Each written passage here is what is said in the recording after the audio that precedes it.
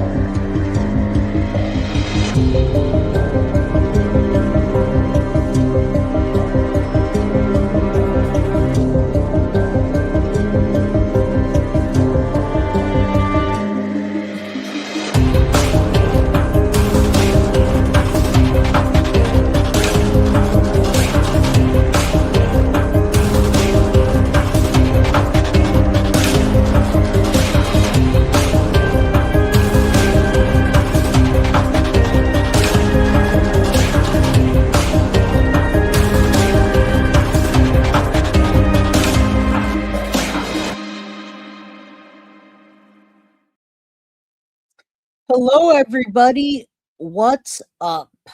And we're back. I am Jay with Guilty of Crime. Well, as you can see on that side, and we're back. Come on in, guys. Do me a favor, hit that like button, subscribe if you haven't, get a membership if you can. Today, our goal is up. So thank you, guys. This case is out of control. It's out of control, but yet it's not, okay? There's a lot of things happening that we don't understand, and there's a lot of things that we do understand that are being interpreted many ways. Now, guys, I got to tell you, I'm going to put this up just so you can see what started the explosion of the leads after these pictures and videos were released. So, guys, we've got everything going on with this case today. First, I'm going to say there's new clues, absolute new clues. No, they haven't found a body. No, Nancy never was at the hospital last night. No, we don't have suspects in custody that are at the hospital. None of that's true, all right? None of that's true. Let's debunk the junk and only see what actually happened today. And hopefully we have a nice, chill stream. StreamYard was being a little bit weird, but guys, I'm going to tell you, it matters. What happened last night? What in the heck happened last night matters. The search for Nancy Guthrie explodes after these are released and a new Bitcoin demand. What's next? Number one. But first, let me just tell you briefly.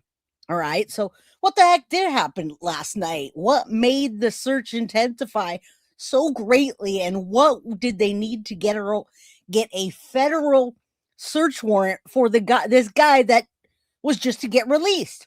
But today, here's what we're going to talk about today. There's a possible ski mask found in the Nancy Guthrie case. I haven't seen it. It's rumor. I heard JLR talking about it. I might find it in the clips if someone wants to send it to me. But I absolutely, not only did I find the possible ski mask, they also found a possible black glove in the search area. Now, I mind you, they've been in the same search area, but different gutters and areas in the woods, which we'll talk about. The search heated up today, all day, at Annie and Tommaso's house, where the media says that they're looking into the couple, although they didn't give us a full, hey, these are our suspects. They're also leaking to the media that there are people of interest and suspects, but nobody to be named. So today, possible ski mask, definitely a black glove. Does it have DNA on it? All right, investigators find that during the search. New Bitcoin demand. Suspect last night detained and released. What the hell happened, guys? I'll talk about that and tell you. You're going to know everything what happened. Also, we're going to go out and look what happened today during the search. Right, so there's a lot. There's neighbors talking. There's new videos. There's new evidence. There's new Bitcoin demands, and on and on and on. And what we want the most is to bring Nancy Guthrie home, right? And obviously to arrest the people that are involved. I'm not going to even say people or people I'm going to say people. I'm not going to say person because I know that I know it's not one person. All right. So what happened here? What did I do wrong this time? Since guilty of crime, but I don't know what you guys are talking about, what you're sending me, but I pinned the extension to the FBI government link here. I have no idea what you guys are trying to say about anything else. So that being said, I don't know mods, what you sent me. You crossed out stuff, put arrows. What does that freaking mean? That link is for the FBI, guys. That if you don't know what it's for, then what the heck? Let me show you real quick before we get in. I pinned it to the top of the comments. That is the the newest, latest FBI link. Now, where did it go? I pinned it to the top because I wanted to show it to you. So you guys can pull that up and pin it to the top. It says it nice. Oh, shush. You guys, I'm so busy right now. I'm not going to say anything nicely. I can't find it now because you guys put it on there. You said, what is the link? I don't know. What are we asking? Say it. Not, come on, guys. I don't know where that link is right now, but I'm going to tell you, this case is just crazy out of control. Let me say hello to everybody. I don't know what happened to the link. I pinned it and it's not there. It's actually just the latest FBI poster that's missing for Nancy. But I'm still getting messages, so I don't know what is, if they're breaking news, what you guys are. I can't. If there's something breaking, let me know. I have like 20 people messaging me and sending me stuff, and I'm just trying to focus on what the hell happened last night, new clues, new Bitcoin demand, and what's next. And what were they focusing on today out at Annie and Tomas's house? That, and guess what? We finally get to see Annie and Tomas after days of being absent. But you know what's unique and weird about that? They're hiding from the media. And Tommaso looks like he shaved all of his face off, like shaved all the hair to look different. What? All right, so FBI Nancy Guthrie poster is what I pinned so that you guys could have exactly what FBI wants you to spread out there. I'll get to that in a bit, though. You guys can pull that up on your own. If we don't get into it now, then we're never going to get today's show done. So let me say hi to the people coming in. It's actually a nice chill day. Good to see you, Sunshine Lady, Janet Legs, Midnight Lace, Jen's a Gypsy, Sadie's Mama, always a pleasure, Wolfpack, Janet, all the mods, One Man's Trash, Tiff Aussie. Okay, you guys can see it. That's all that matters. I just needed you guys to have the link so that you can spread it and share it. I've got hundreds of documents and links, and I don't necessarily need them right this second because my screen is full of thing after thing after thing. Now, I'm going to tell you, that's why we're going over what the hell happened last night. I can't tell 100%, but what I can tell you is that they were hiding from the media and he looked freshly shaven. You guys can decide for yourself when we get to that, but they were spotted. I did want to put that into the title, but there was just no more room for it. So that's what we're focusing on today. So those masks that we saw in the videos, that's what exploded. That is what exploded the leads. And I've got to tell you, I mean, I don't blame the FBI for what they're doing. This is not the only arrest you're going to see. So let's just go back a little bit and then I'll jump back into today. Let me tell you about this man being detained with some pretty good interviews right from X, right from somebody's camera. And then we'll get into the Bitcoin, but we're going to see what happened last night and what happened today. Now, this guy was detained in the Nancy Guthrie case. You guys know last night people were speculating all kinds of crazy things. Well, he's very nonchalant. He says he didn't do anything. And his mom is also claiming he was home all night. He never goes out. He's a good boy. All right. So Nancy Guthrie, and I don't believe that we're going to not see the end of this guy. There are several people connected to this case, and there was a federal search warrant attached to this guy. But they can do an arrest do a background check, hold them, and then watch them. But they can't keep them without either a body or evidence. So 84-year-old Nancy Guthrie believed to have been kidnapped Sunday, February 1st.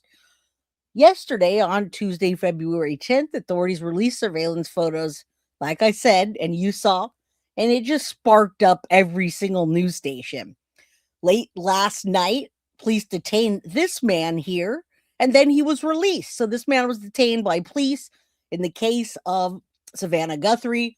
Let's see, Tuesday night, Carlos Palazuelos of Rio Rico, Arizona, about 60 miles south of Tucson, where Nancy lives. All right. Nancy was seen going into her garage, dropped off by the family, 9:48 on Saturday, believed to be kidnapped in the early morning hours of Sunday. If this is even a kidnapping, we don't know if it's a distraction. All right. Now, on Tuesday, Palooza spoke to the reporters and said, "I didn't do anything. I hope they get the suspect because I'm not it. I hope they get them." I'm just going to get into the showing you what the heck happened because he has a lot to say to a lot of different people, which to me is like, well, maybe he wants to be a little more quiet on that front. Maybe if he doesn't have a lawyer, he should probably just stop talking because I've already heard a couple different stories. So it's weird. It's really weird. All right, well, let's listen to him real quick. We're starting from the new clues to what the hell happened to the search intensifies. You're going to see Annie and Tomas hiding from the media, possibly clean shaven. And we're going to talk about why this new Bitcoin, and people were stuck on, why did they only send $300? They're being cheap. If it was my mom, blah, blah, blah, blah, blah, XYZ, right? I feel that way. But that's not what happened at all. So let's clear all of that stuff up so that we can get to everything that we need to that's new in the case. All right. And if you missed it, like I did last night, I just wanted to go to sleep and everyone was still texting, sharing, emailing what was happening. And I said, you know what? We will catch up tomorrow. So we're starting from where I left off last night, and I'm going to tell you everything new. Glove, mask. Tommaso and Annie are still, they're never been named as people of suspects, but just wait. FBI and law enforcement were totally focused on them and their house all day long. All right. Cirrus, thank you so much for the $1.99. Tomas and Annie Guild. Oh, just wait, girl. Just wait. True Crime Files. Thank you so much, Kathy. Let's have a busy shift. I appreciate you. And Marcy, thank you for being a member for 17 months. All right, let's get to it. Maybe they was testing. All right, let's get into it. I've got the details. For questioning, how would you describe what happened to you? Terrifying. Something I didn't do for something. I felt like I was being kidnapped, bro, because they didn't tell me anything at the beginning. And investigators showed up to this house, or were you the one who was pulled over in the traffic stop? I was the one that was pulled over at the traffic stop. Where was that? Right here on by Chubasco. Okay, and you were taken into custody at that point? Yeah.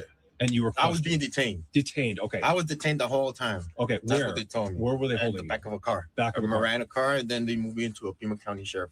Were you being questioned in the car? At the Miranda car, I was being questioned, but they only asked me for my first name, my last name, my date of birth, and my social. Okay. What? Now, remember, guys, they're tracking down IP addresses.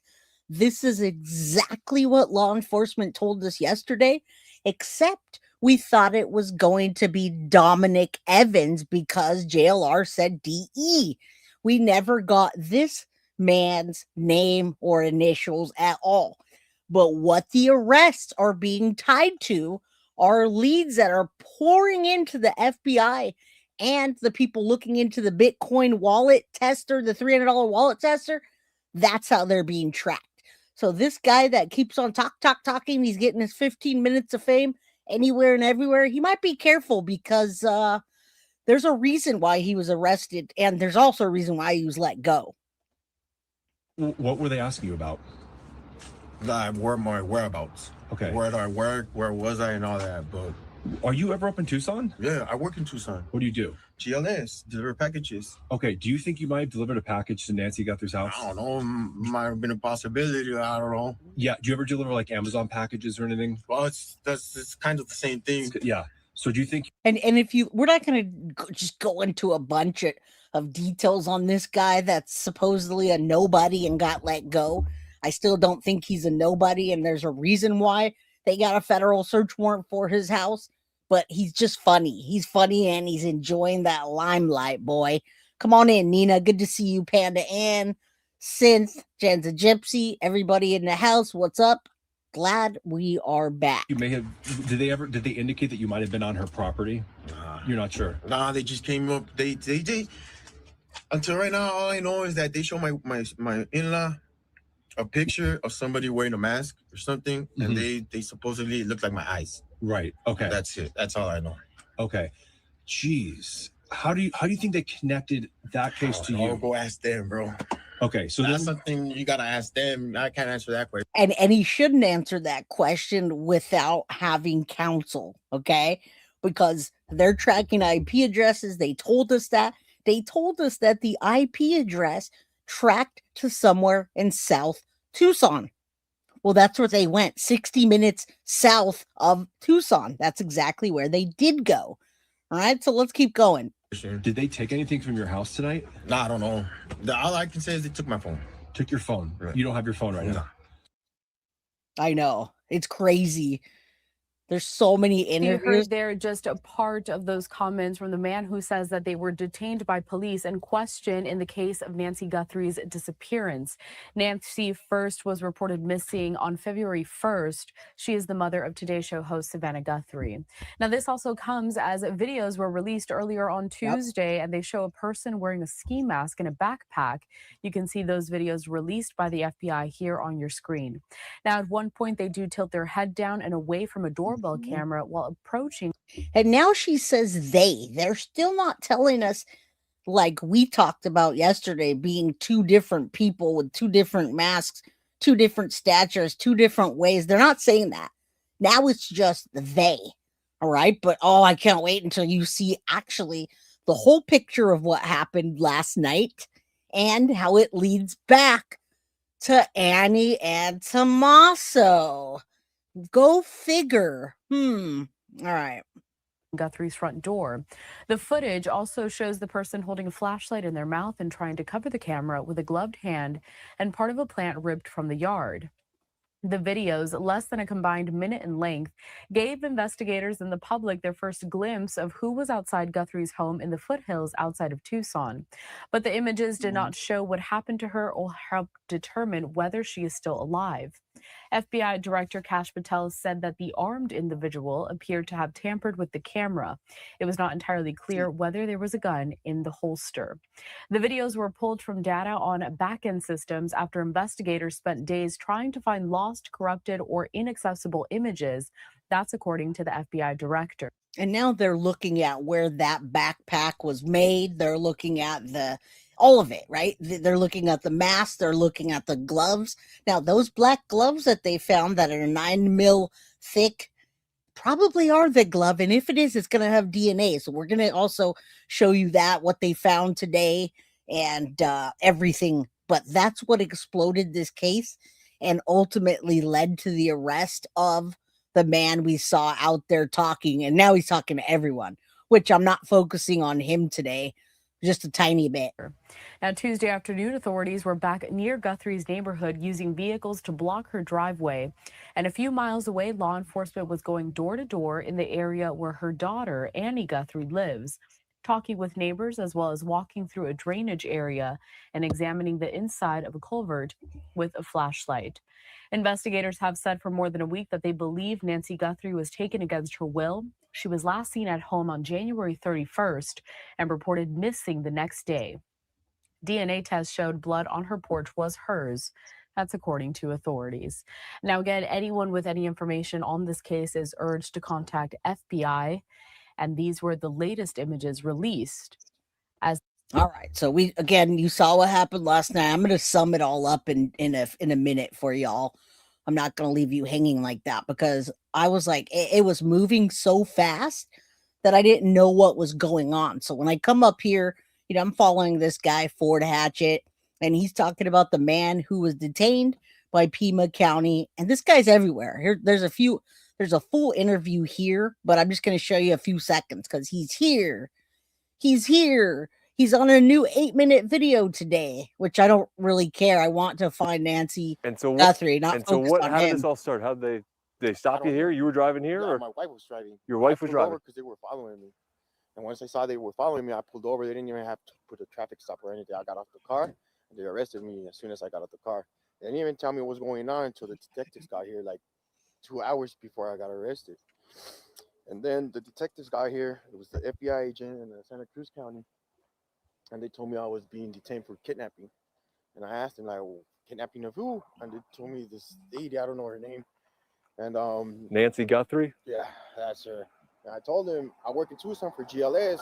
I might have delivered a package to your house, but I never kidnapped anybody. They hold me from like 4 to right now. And so what? How? All right, and remember, they did get a search warrant, a federal one. So you're going to see these, like, Right. I don't watch. You don't watch the Today Show. No, So this was a complete shock. it was What kind was of questions were they asking you? nothing. They didn't ask me no questions. So they just said, nothing. They so they just sent took me it- in the car. They investigated my car and this one. And you know why they didn't really ask him any questions and they just investigated the car, etc., is because they were using the IP address to track down that Bitcoin account where they put the money in. But guess what, guys? The good news is that they say that $300 tester that they did could solve this case as early as tomorrow. Okay, they're saying it's a big deal. And no, you know what, Eastern Girls, I'm glad you're asking me that question, because I've got 4 people. I've got other videos to upload.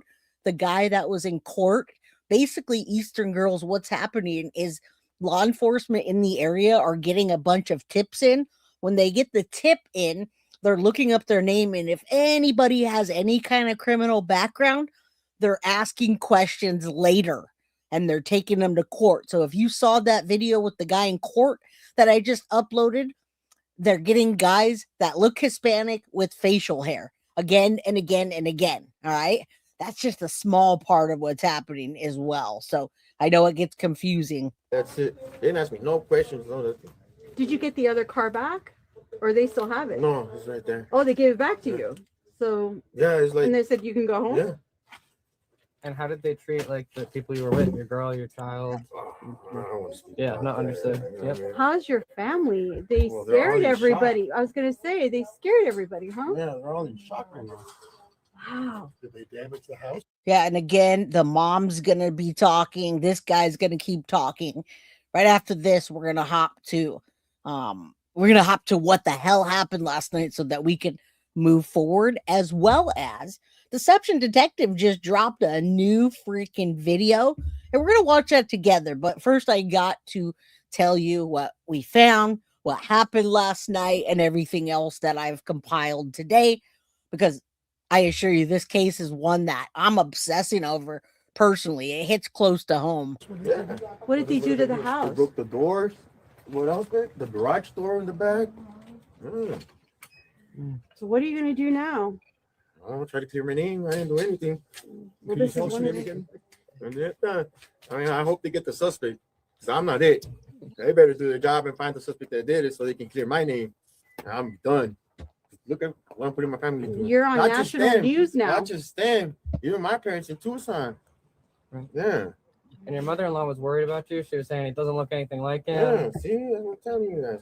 Fuck. Why do you think they came here? Why did you think they came to you? Yeah, if I would have known that answer, I would have given it to you, but I don't. So you have no idea what led them No, to I you. do not. Nothing. They didn't Nothing. give. They didn't say car make, a license, nothing. Nada. Carlos, ¿hablas español? Los dos. Soy bilingüe. Carlos, si nos puedes platicar en español para Telemundo Arizona, ¿qué fue lo que sucedió? Pues me estaban acusando de secuestro, algo que yo no hice. Y me. I'm done. Okay. Okay, she's like, stop talking, dude. You're done. We're out of here. I don't blame her at all whatsoever. I would stop talking too. And not because I was feeling like people are going to say that I'm suspicious. It's because You can't, when you have a literal federal warrant against you, that's bad that they broke down your door and did everything they did. At that point, you better STFU immediately. Just be quiet. Stop talking. All right. Thank you, Nina. Thank you so much for the $1.99.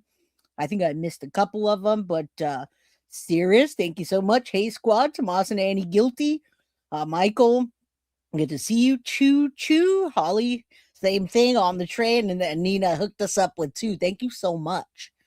All right, let's pull this guy down. We'll get back to him because he includes part of what happened last night. Or I should say, what the hell happened last night, because boy, that was wild. Yeah, he's at his day of fame. There's a new video that just came out and he's talking. I'm like, dude, stop talking. You're going to get yourself in trouble. All right, so Jen Coffendorfer has been on my channel before. We just call her Cough because I don't really know how to pronounce her last name the way she does. So Coffendorfer, ex-FBI, has been weighing in a lot on this case, been on my channel, and she has really good information. So I'm just read this post, and then we're going to hop over. She says, what I find interesting is if this was totally random, why take Nancy Guthrie?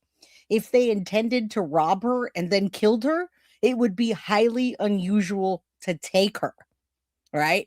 If it were a targeted kidnapping, then why no ransom demand? Very unusual for an abductor of someone this age to wait this long to ask for a ransom. And I'll even throw in more to say how long and then for how long they respond. Now, who would benefit most from Nancy's demise? If she's found deceased, typically family would be the first for law enforcement to speak with and determine who's involved. Who outside of the family was she close to? Law enforcement will start with the inner circle and move outwards. It's pretty clear that this was foul play, guys. She has no cognitive issues. She was taken, all right? And then you can see the nature of Savannah and her mom's relationship. I'm going to play. Just the air, the quality of life is played. Mom, you guys came here in the 70s and you'd been moving all around. What made you want to stay in Tucson and plant roots? It's so wonderful. Just the air, the quality of life is laid back and gentle. Yeah, I like to watch the javelina eat my plants. But the best thing about Tucson is coming home and Yes. seeing you guys. Should we raise a glass? Now, remember, the javelina are those things that were JLR was freaking out about. Was it JLR or Dolly? They saw things that people were calling Pumbaa. So, like, they look like pigs or whatever. I never seen that. I'm in California. I don't see those things walking around. But that's what they're referring to, are those things walking outside. I thought was really funny. Right. I love Jen. And when I was only had like 15,000 subscribers, she came on my channel and talked Jennifer Soto with me. So she's on every freaking news station. I do have a little bit of hearts and sparkles for her. I'm a little biased. Prickly Pear Margarita. Cheers. Cheers. Love you. Love you. All right, so we're going to hop off of that. I just wanted to tell you I've been sleuthing through her page.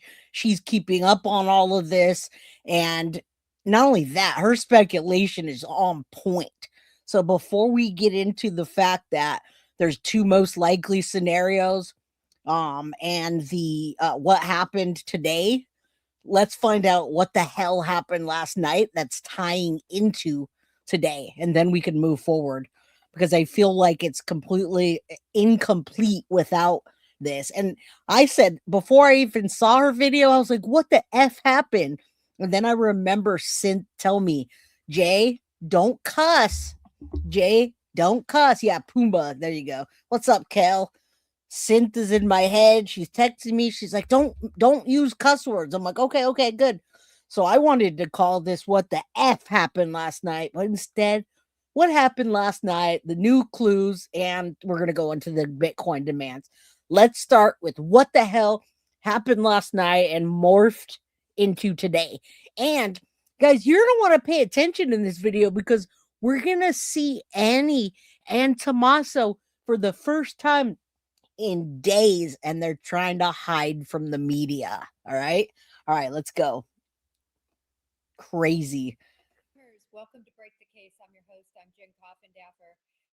This is going to be very short, about 20-25 minutes, back on News Nation at 9 o'clock, top of the hour, to talk about some of this. But I wanted to come to you and really talk about what broke overnight. Last night, I was right in the middle of the live, and I had to take a call. Now, remember, she's ex-FBI. You see her all over News Nation and everywhere else. This is coming from Break the Case. And her insight to me, her insight's been phenomenal. I had no idea that Nancy Guthrie works at pharmaceuticals. Interesting. No, if anyone knows, let us know. All right, let's find out and let's pay close attention, because we're gonna see Annie and Tommaso, while everybody's searching and finding clues, they're hiding out. Pertaining to a particular case, but I just wanted to come back on and kind of pick up where we left off, but more importantly, really talk about what happened last night. Oh yeah. So last night specifically, there was an individual detained in this case. And of course, this case has to do with the kidnapping of Nancy Guthrie, you see on your screen there. And that's her daughter, Savannah Guthrie. For those of you who don't know her, she is one of the hosts of NBC's Today Show. In any event, we are on day 11 now.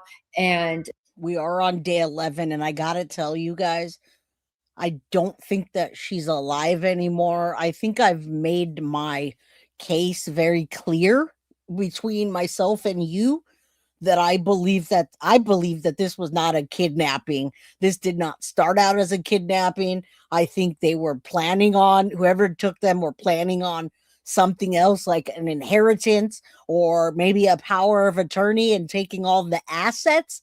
But they killed her, and they decided, since they killed her, let's do a ransom and get more money. Not only that, other people started coming in and hoaxing them. Now we've got a third ransom note sent to TMZ today. What? And why?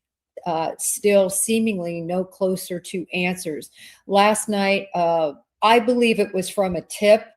I don't put that in absolute stone, but I know I read numerous reports from various outlets that this had to do with a tip. It could have been so much more than that, though. I do want to reiterate, for instance, could his cell phone, he was a DoorDash driver, could there have been some delivery in that area? Could he have been seen on a highway video? Remember, the location of where he lived was far, really far. It was 12 miles from the Mexican border, and it was, I believe, something like around an hour south, depending on when you drive. And remember, we told you that it was 60 miles away or so. And you guys were watching JLR all day and you saw my show. If you saw my show, they absolutely told us south of Tucson, and JLR mapped it. He said that's about 56 miles or minutes or whatever, what have you. So that those leads and the tips based on, I'm telling you, based on that $300 deposit that whoever did, I don't know if it was FBI, did to the Bitcoin wallet, that's what led to their arrest, along with a tip from people that saw the masked face, and they panicked because that's why they got an emergency federal search warrant for those people's house, and they broke down the door because they were afraid they were going to go cross the border and run. Okay. They know that if they lose their suspects or the people that might have her, if she's alive, she's going to be dead if they don't hurry up. We're on day 11. All right. Tucson. So it was away from the target location. But nevertheless, essentially law enforcement took him into custody. He was taken into custody via a car stop, which is one of the most dangerous stops that you can do. And I believe that's why they had SWAT go ahead and effect that arrest.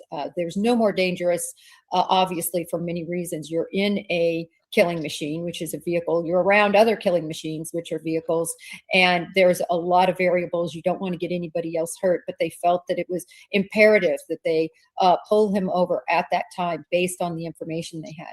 They also had information pertaining to the location that he lived at. Remember, he had been evicted and was at a location that actually belonged to his mother-in-law. His mother-in-law was interviewed by, and we're gonna also see that quick Brian Etten thing where his mother-in-law's outside and she's vouching for him, but it sounds like she's kind of just making stuff up and say, yeah, he was with me. You'll see what I mean when I get there later in the show, because everybody's analyzing the video. And I hope you guys do see that. Those are two different people there. In my opinion, that cannot be the same person. Again, now they're not saying a person of suspect. They're actually calling it people. Just wait until you hear what the media directly says about Annie and Tommaso in just a bit. Various outlets, including Brian Enton of News Nation. She clearly said, listen, we were just sitting there. They stormed in. He stays home most weekends with his children, that she believed. She wasn't certain, but she felt pretty positive that he was home. Long story short, they detained him. They were very clear to say this was a detainment, not that this was an arrest. And that's for a good cause. So I think it's important to know in the FBI that when you have information received about an individual, and I believe this photo was part of what ignited that suspicion on this. And the upload that I put earlier of a man in court being arrested, they're taking all leads and they're not taking a chance at all by talking to, detaining, arresting, bringing people in if they have a warrant, anything they could do to find what happened to Nancy Guthrie, right? Even the new Bitcoin demand, although we're pretty sure that it's a hoax, they have to take it seriously because the new Bitcoin demand is telling law enforcement, or actually they told TMZ that if you just give me one Bitcoin, which is now one share of Bitcoin, which is what we're 66,000 right now, which is low, by the way. Lately, I've seen Bitcoin before the new year up over $100,000. They're asking for one share of Bitcoin to tell law enforcement where Nancy is and who did the crime. Hit that like button, guys, and ask some questions in there. My chat is frozen right now. All right. Individual, when you have information regarding an individual, you have to follow up on it. We'll call him Carlos. I won't mention his last name because I believe he's completely been cleared of this, but you have to follow up. He has not been cleared of this yet, just so you know, but they have released him. And also, if you guys want me to gift memberships, I just need you to make a comment, hit the like button, and just say something in chat so you'll get into it. My chat has completely stalled out. So put a 1 in chat. If you want to get a gifted membership, I'm going to gift them. I'll wait until I see chat moving again so I can gift you guys. Again, they had enough information to put a search warrant together and look for Nancy Guthrie at that house. They ascertained that there was, I believe, no involvement because they let him go. I've also seen the interviews of Carlos and the interviews of his mom. They were very believable. Obviously, the mother, and as well anybody would be in the middle of the night to have somebody, a SWAT team, come in and storm through your house and handcuff your son and so forth. And I could also definitely hear on her voice that she is probably planning a lawsuit. By she said his hands were hurt. So in any event, you know that happens. They'll probably sue him for the damage to the door, but he's still got to be cleared. He's not cleared. Let's make that clear. They released him, but they did not give a statement that he's cleared. I assure you. This is what the Bureau is going to do. Just like those ransom demands, they're going to run those aground. You know, they had the family make those pleas. That was very purposeful and scripted. They were trying to see if those pleas, if those ransom letters were actually legitimate, which I think the majority of us believe that was not legitimate. In other words, they showed no proof of life that would legitimize their demand. They came forward with those demands to the media 3 days later.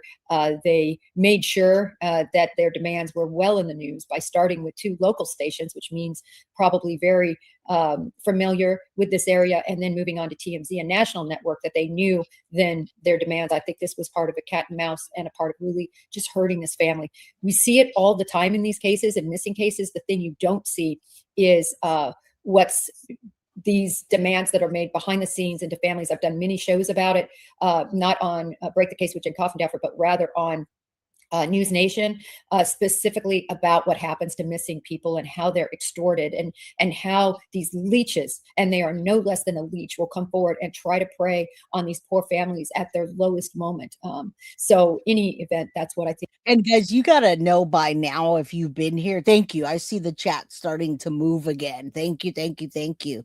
I want you to understand what's happening in this case without all the confusion. So I'm trying to put this together so you understand where we are, what FBI and law enforcement are thinking, and the overall of what experts are saying. They're all pretty much agreeing. All right. What's up, Annie? Good to see you. Heather says, Heather took a day off. What's new today? Well, girl, what's new today? They found a glove, a possible ski mask. They are now looking back again at Annie and Tommaso's house all day long, and so much more. Let's get into it. Let's continue. We saw here, but we'll see. We still don't have the full answers and the full picture of everything that happened. I want to talk a little bit more where I left up about this individual. Again, distinctive eyebrows. In my opinion, this is a cultural thing. Likely Latin and Italians, many of them manicure their eyebrows very succinctly. No, I don't think this is a part of that. Right. And we saw the band. And if you guys forgot from yesterday, the band members have pulled all of their social media down now. And other people, I believe Annie and Tommaso as well, have gotten rid of that. Thank you, Clementine. What's up? Yeah, hit that like button. It's free. Nina just gifted a membership. Thank you so much. And I totally missed Tanya. Thank you for the $1.99. Nina for the $5 super sticker. Janet for the $1.99. Lady for Justice gifted a membership. And Nina. And I'm about to get 5 memberships. So let's keep going. It seems to give me the opportunity to hype. Oh, interesting, Casey. It doesn't always give me the opportunity to hype either. The mask he wore, I really believe these are his eyebrows. It also looked like he had a mustache. I'm also trying to look at a mark on his wrist area, arm area, to see if I see a tattoo or part of a tattoo. Still haven't been able to get good enough optic on that to ascertain. But one of the things they're going to be able to show, and I'll bring this up, which this is so interesting, right? Now we see the branches that he used, that he had right over that Ring camera. I always wonder. And guys, the blood is no longer there on the front porch. We're going to talk about that when we get into the next section as well. All right. And we're going to get into the deadline of the Bitcoin. There's another Bitcoin demand. Okay. So we're going to get into that. I promise I'll get to you. But thus far, there's been 3 demands, and experts do not believe that those 3 demands are from the same people at all. Just saying. All right, let's keep going.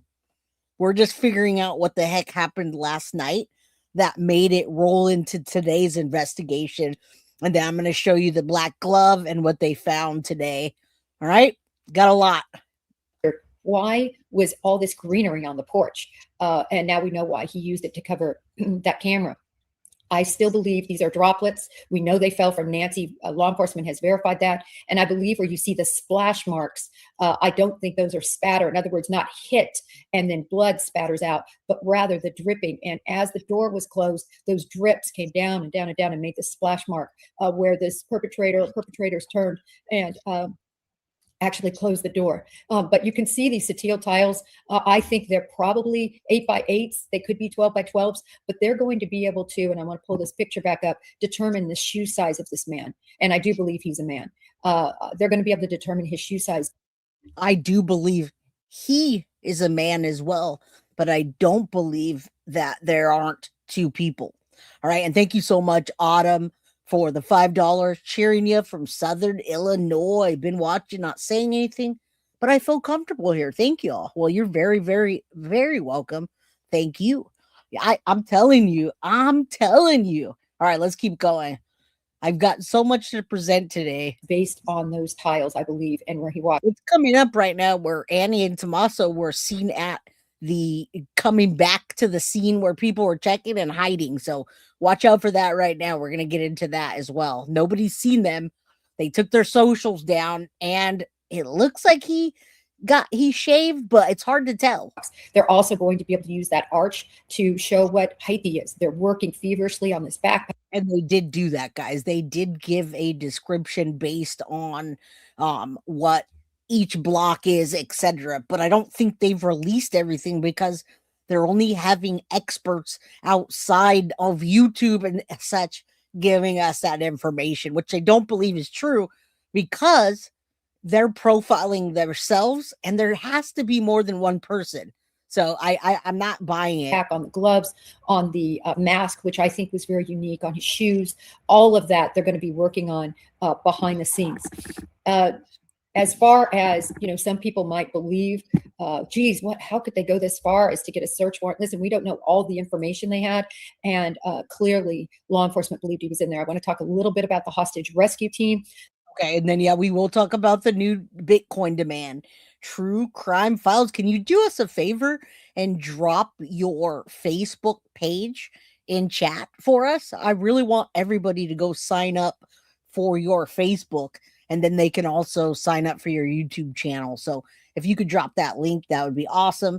Casey says, I knew this one would hit close to home for you, Jay, especially since you're so close to your mom. And guys, I'm not going to tell you, obviously, what my mom does, but I know my mom's routine like the back of my hand. She is very I love her so much, but she's one of those people that does everything all the time the same. She's very very consistent and loving person, and when people see consistencies and routines, they tend to target especially older women. All right, and my mom doesn't look the age. She looks like my sister. She gets a lot of guys, hey, I want to go out on a date. And she's like, no, bitch, I'm good. All right, let's keep going. Yes, it hits very close to home. That was a long answer. All right, Old Pro. Suspect backtrack is, thank you for letting us know that. The hostage rescue team, I think somebody called it recovery team, but it's the hostage rescue team, is the elite of the FBI's SWATers, if you will. Many of them, there's a program that actually you can come straight in from the military after basic training and go into HRT. They are really...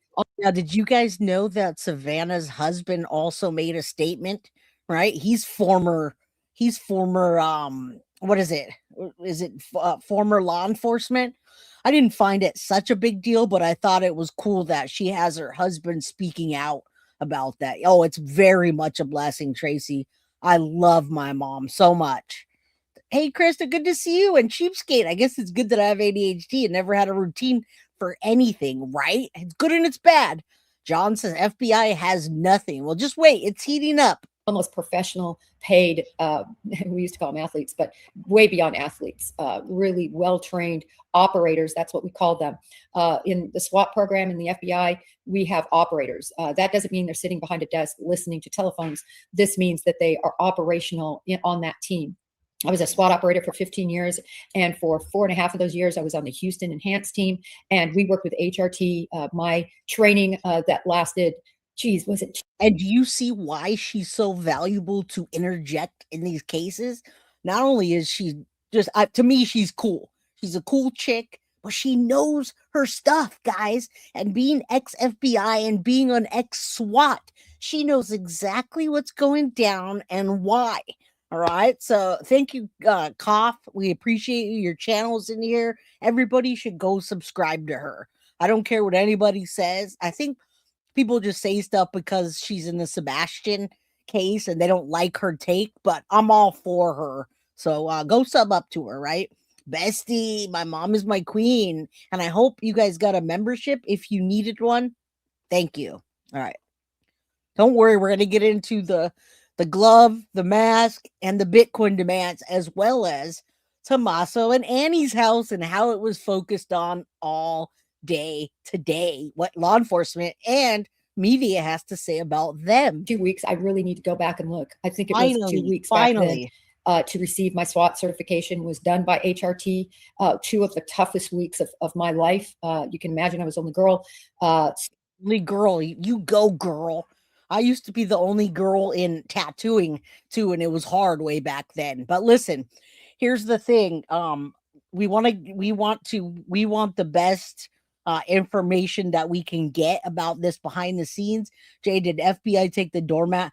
You know what? That's a good question. I went back to the porch with Brian Enton, and he's talking about the blood droplets that are no longer there. But I'm sure the FBI or law enforcement took the doormat to process. Now, here's the other thing, guys. They're kind of bickering a little bit and fighting. Okay, FBI and law enforcement are kind of crossing over with each other, and they're not working like skipping while you work. Skipping while you work. No, it's not like that at all, my friends. All right, let's keep going. So the guys always say, Jen, you really made us pay.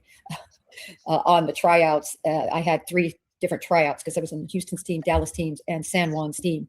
But this is all going back to the point I want to make, and I make this because I know about it, which is what I was trying to reiterate here, is that the hostage rescue team typically back in those days, back through 2016, I don't know under Cash Patel, certainly, but you had to, they're very expensive. They typically all fly in. They bring helicopters, they bring operators, they bring their equipment, and it's very expensive, as you can imagine. Right now, they're spending millions of dollars on this search effort between all the law enforcement, and rightfully so.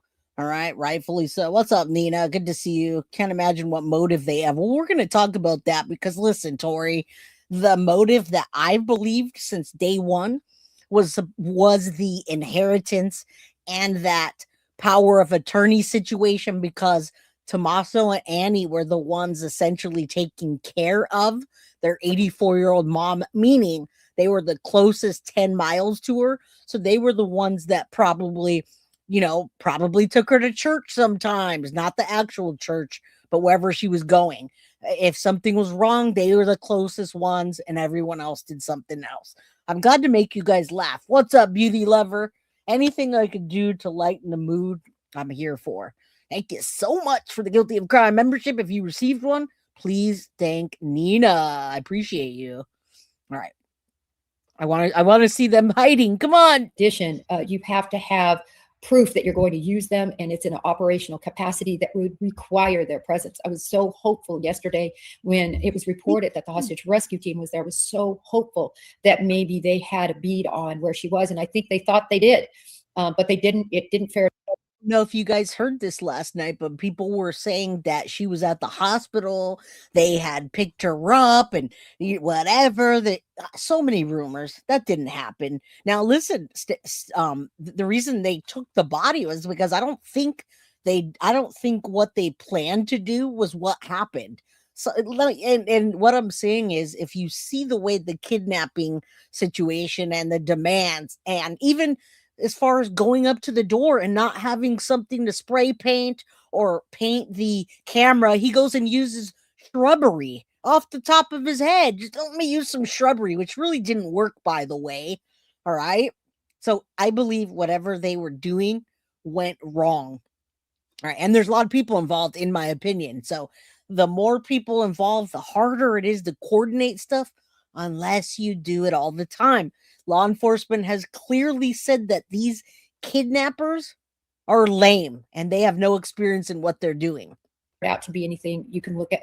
This happens in cases. I just can't tell you from behind the scenes working these cases. You follow every lead to ground. There's 100 FBI agents on this, plus the Pima County Sheriff's Office. They are working nonstop to solve this.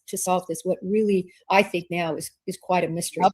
Thank you. We saw yesterday. This is also critically important. We saw the teams over at Annie Guthrie, and this is her husband, Tommaso. All right, so there they are, and it's hard to tell if he shaved or not, but his head is shaved, and he's covering his face. Why are they covering their facial expressions, and why are they not out? And I don't even care about Tommaso. Forget him. He's an in-law. I don't care if he's out there pleading for Nancy. Maybe he doesn't like Nancy. Maybe she's an in-law that's just annoying to him. However, they're both there where everybody else is searching and helping and contributing and interviewing, and they're hiding. They pulled their social media down, and they're hiding their face and expressions. And Tommaso is doing this. Now, is he covering this area?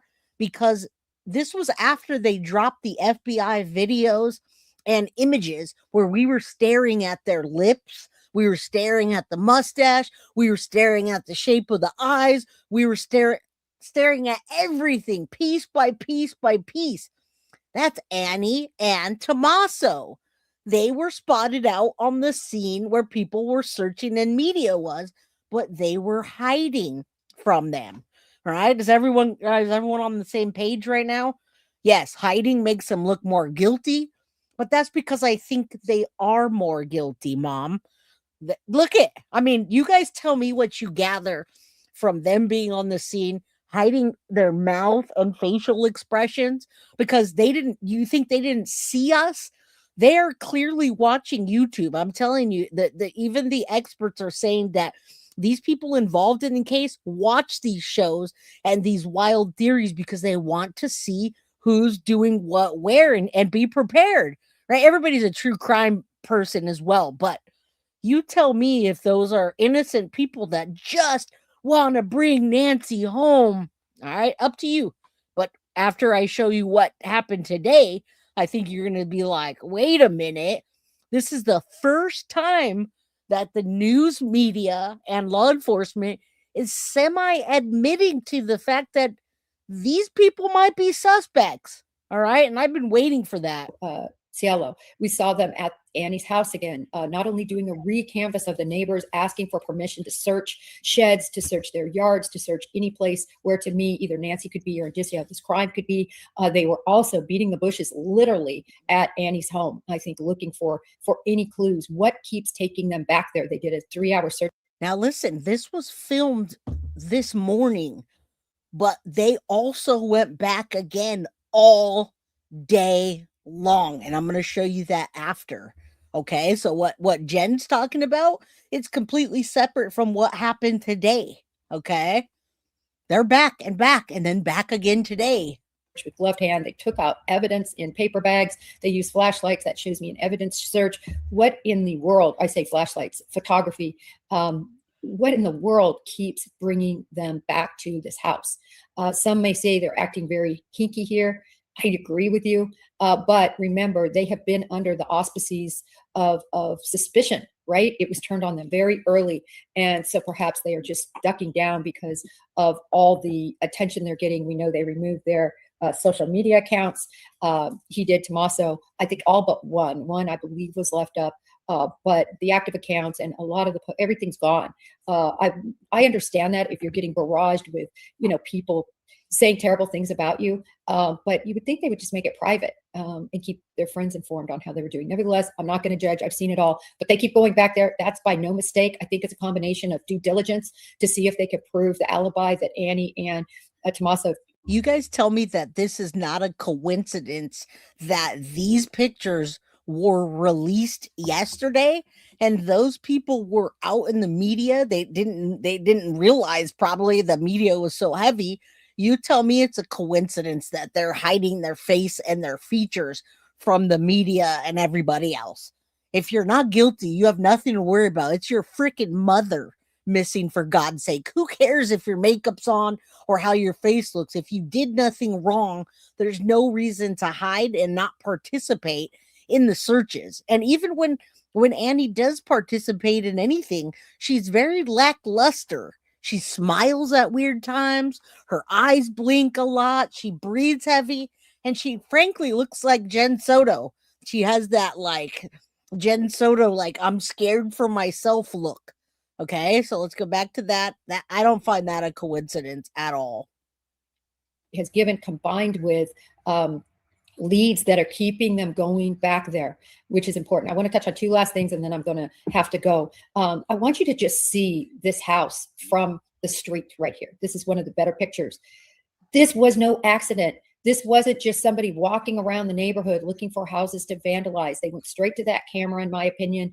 They picked Nancy Guthrie, 100%. Is this guy a bumbling idiot? You know, he's not the best. No, he's really well masked. His gun is absolutely not holstered correctly. This isn't a guy with any gun experience, in my opinion. He grabbed his holster. I posted what this is likely the type of holster he has. There's no thumb break. He just wanted to be able to quick draw this as rapidly as possible. It's obvious he's right-handed. You would never cross draw like that. This is a right-handed individual. You can also tell by his actions. He didn't even bring anything to cover that camera. That gives me a clue as to the professionalism or lack thereof of this individual. You're also looking at a guy that I don't think has any sort of military training, at least not in this country, or police training. His tactics are they're good from the standpoint if he was able to disable that camera, but everything. Amen. Amen, sister. Amen. This is a girl after my own heart. Cough. I just love your experience and your training. Same as me. I'm not an ex-FBI anything, but I am a gun collector, shooter. I study the ballistics. I'm totally into all of that stuff, and everything she's saying is more spot on than anybody else that I've heard. Absolutely ridiculous in the way he's holding the gun, positioning it. We don't know that they used a gun. They probably didn't use one. They probably just used it as a way to control the situation. Very inexperienced person with guns, in my opinion, and even kidnapping, even breaking in. Why did they even go to the front door? You guys know that that wasn't the entrance, right? You know that they went in another way. What's the point? Else, grabbing branches. He was also fussing around. Was he looking for a key? Do we have any signs of forced entry on this door? No. I mean, we've all seen it shut. Oh, shoot. I didn't show the picture of the door, but there's nothing that shows forced entry. So how did he get in? What's in that backpack? Does he have lock picking tools? Maybe he's a better lock picker than he is sort of preparing for this mission. I also want to comment that, quite frankly, we're being pretty tough on this guy and on the ransom note givers. But look, we're on day 11 with 100 FBI agents, and that tells you behind the scenes, the analyst support is Lord knows how many people are involved. There's only guys, it's so hard to actually even figure out what's going on if you're not going channel to find piece by piece, because every report doesn't have everything in it. It's like you get one episode about the glove and that's it. Okay, now what do I want to know about the whatever? So one bit at a time, I'm trying to capture everything that happened yesterday and into today. Now we're almost done with this, and we're going to get into the glove that they found and what they found today. Everything up to today now. About maybe 1,300 FBI agents. Sometimes it's down to 9,000, sometimes 10. When I was in, it was about 10 or so. There's only, 100 agents are on this. And again, support staff is triple in the FBI of the agent staff. So this is being really looked at. And yet, even though we say this guy wasn't a professional, listen, he's been able to fool, law enforcement and get away with it to this day, day 11. And also, we don't have anyone in custody for the ransom notes, or the Bitcoin account, nothing. So while I keep saying that they don't really seem like they know what they're doing in terms of getting money and in terms of, they're definitely confusing everybody. I don't think FBI and law enforcement is super confused. I do think that they know that at this time they're doing a recovery of Nancy's body. I think especially after last night finding nothing, that's why they went back out today, covering fully their face and not bringing the proper items to commit this crime. They sure did get away with it. So they were good enough, at least for right now. Again, day 11, have to run off to News Nation. Keep watching News Nation. It's very unbiased. Thank you, Cough. All right, I got that in the description. Let's keep going because I want to get into the glove situation and everything up to date that was found and happened. So let's get to it. A lot of people are asking, what is the up with the black glove? Did they find DNAs or whatever? I think it's the actual glove. I know my gloves. Anybody that knows gloves knows how particular a pair of gloves, the thickness of gloves, the size of gloves, and the batch of gloves can be. Now I do, because I've been tattooing for 20-something years, and gloves are important when it comes to a particular thing you're looking for. So it's going to be easy to match that glove to whatever happened at this point. Okay, investigators found black glove during the hunt for Nancy Guthrie's kidnappers. That was today. All right, let's just take a look at this so we can see what happens, and I'll continue reading it. Nope. I just want you to see where they're searching and what happened. I don't know how it got there now all of a sudden, but... Is that a glove? They're like, F you, media. I mean, is that a weird spot to find that glove? Did someone just throw it out there? Okay, let's go back. I don't know what that did here, but they want to give me all of these. All right, let me continue. Continue reading. So there it is. There's the picture. There's a glove. I'll get back to it in a minute.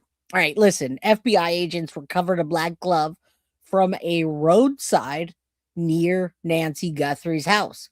Potentially a major clue in the search for the masked thug, they call, who's suspected of abducting 84-year-old woman. The Post can reveal. Now, detectives found the clothing item, which resembles the pair worn by the armed perpetrator caught on video. That was about 1.5 miles from her home today. Okay, or from her home. And then it says, from the home of Today Show host Savannah Guthrie's mother, Nancy, basically. So that's it right there, guys. That's a picture of the glove.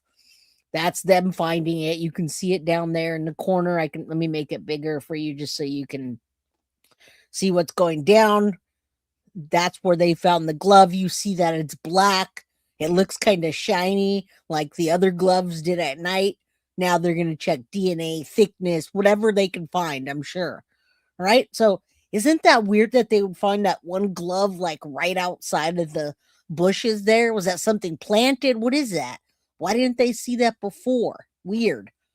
Right. So we kind of just saw that upper view of them searching. That's what they did today. They searched not only Nancy's house area again, but Annie and Tommaso's heavily. All right. So there's the glove that you see in the Nest video. They think that he had maybe 2 or 3 pairs on, and rather than just one. Okay. So there's a glove. And then that's the glove that they found. So let's hope that that's connected to the case.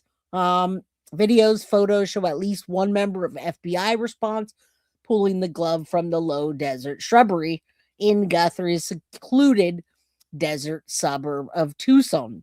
Authorities have not identified any suspects behind the kidnapping, in which Guthrie seems to have been forced from home, leaving a trail of blood.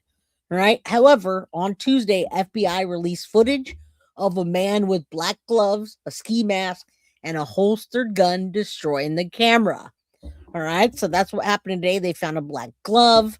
We got some of the body language stuff. I'm going to get into the important things. Third ransom note sent to TMZ, including demand for Bitcoin in exchange for the report. That's what we're getting into next. FBI is looking at multiple persons of interest in the Nancy Guthrie disappearance. Cash Patel told us they said they got thousands of new leads since the videos have been released. Now, that footage was the first major breakthrough authorities have released after the arduous 10-day investigation. The same day, authorities detained a person of interest for questioning near the Mexican border. However, the person was released early this morning and without charges. Now, FBI discovered the glove as an extensive search of the neighborhood in which agents were out in the force combing the roadsides. That's what they did today. We appreciate the assistance and support we've received. FBI said in a statement reminding the public, you guys and me, of a $50,000 reward for information leading to Nancy Guthrie's recovery. Investigators would not comment when asked about that potential piece of evidence, and the person of interest arrested Tuesday was Carlos. You'll see him everywhere, a delivery driver. I think he said he was a DoorDash driver. He was DoorDashing with his kids. during the weekend from Rico, who you saw getting arrested, etc. And now he's out. All right, so he's free. He says he has nothing to do with it. We haven't heard of the woman and demanded an apology from authorities. Meanwhile, another mysterious note was sent to TMZ. Today's Wednesday, this morning, demanding a Bitcoin transfer in exchange for information about her captor. Now, they're not saying they have her. They're saying they know who took her.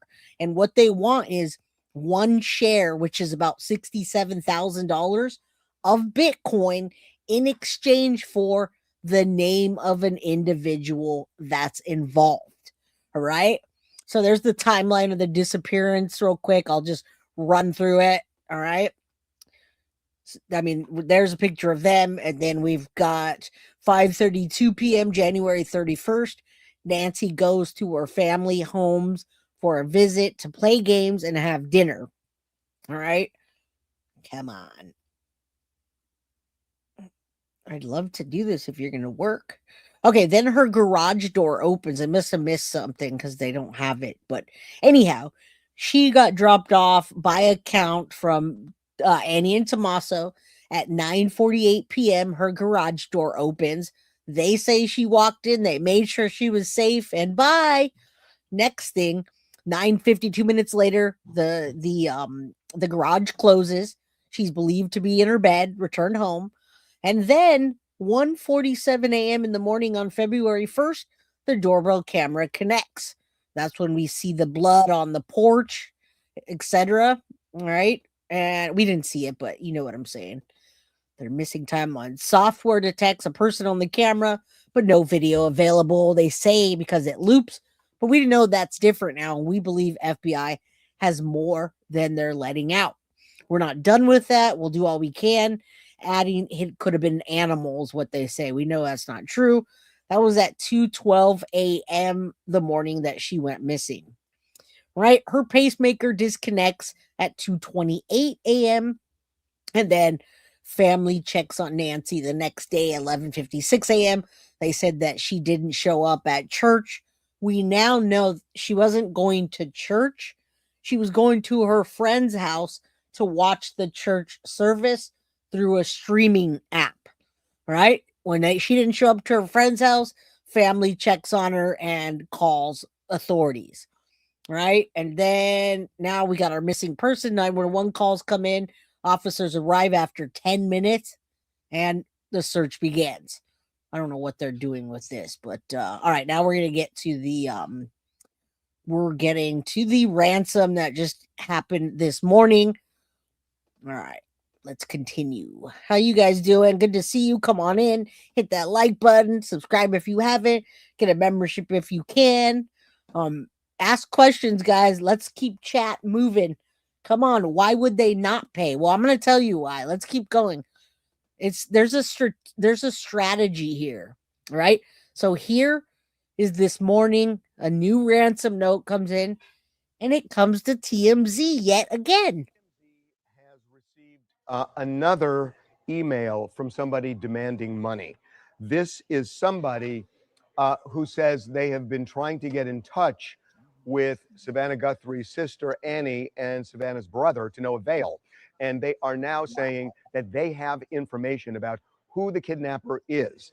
And they are demanding money. They want one Bitcoin, which is around $55,000, $56,000, depending on the hour. They are saying at the end, time is more than relevant. So they have a Bitcoin address, which we have verified is real, and that they want one Bitcoin deposited. So in return for giving information about the identity of the kidnapper. Now, again, this is not somebody who says they've kidnapped Nancy. It's somebody who says they know who has. We have no idea if this is authentic. We have forwarded it on to. And again, guys, they have to check each lead. Now they have to potentially give a deposit, find out where this is coming from. Are these people connected?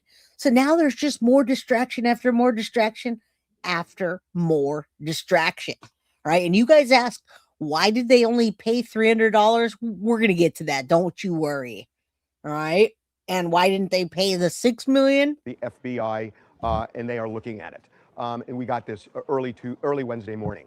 Today. Beyond that, we have already told you that there has now been activity in this Bitcoin account that was included in the first ransom note that we received.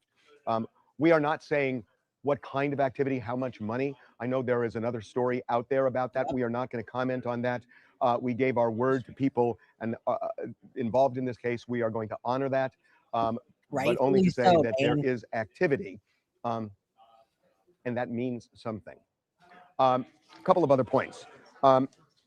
There has been a lot of talk on social media about who may be behind this kidnapping. And I'm just going to kind of put this on the table. Yes, please put it on the table. When experts come on in a bit, they're going to tell you they don't believe him at all, and neither do I, because it's going to be contradictory in the next section where we talk about, again, Annie and Tommaso. And of course, guys, we haven't seen any of the ransom note, but because we haven't seen any of that, that's why this is so important. We break down the detective calling out key pieces in the ransom note that would only be connected to someone from the inside that they know. Now, yesterday when we saw the arrest and breaking news, there's an arrest, and the headline says, and it's not the family. Okay. All right, let's keep going. We're going to get into that as well. That there have been people pointing to various people in the family. And when we do this, when we talk, on television, on our website, on our, digitally, on our social media, I think we should be addressing people on social media and not just people who are watching traditional media, because social media is where a lot of people get their information. And I know this is swirling on social media. So I just want to say this, that we do not have any information, that would implicate family members. I am not saying that it's true that somebody may be involved or not true, but I am telling you that we have spoken with numerous people. We are not hearing anything about that. I know there are lots of stories out there that so-and-so is being looked at or whatever.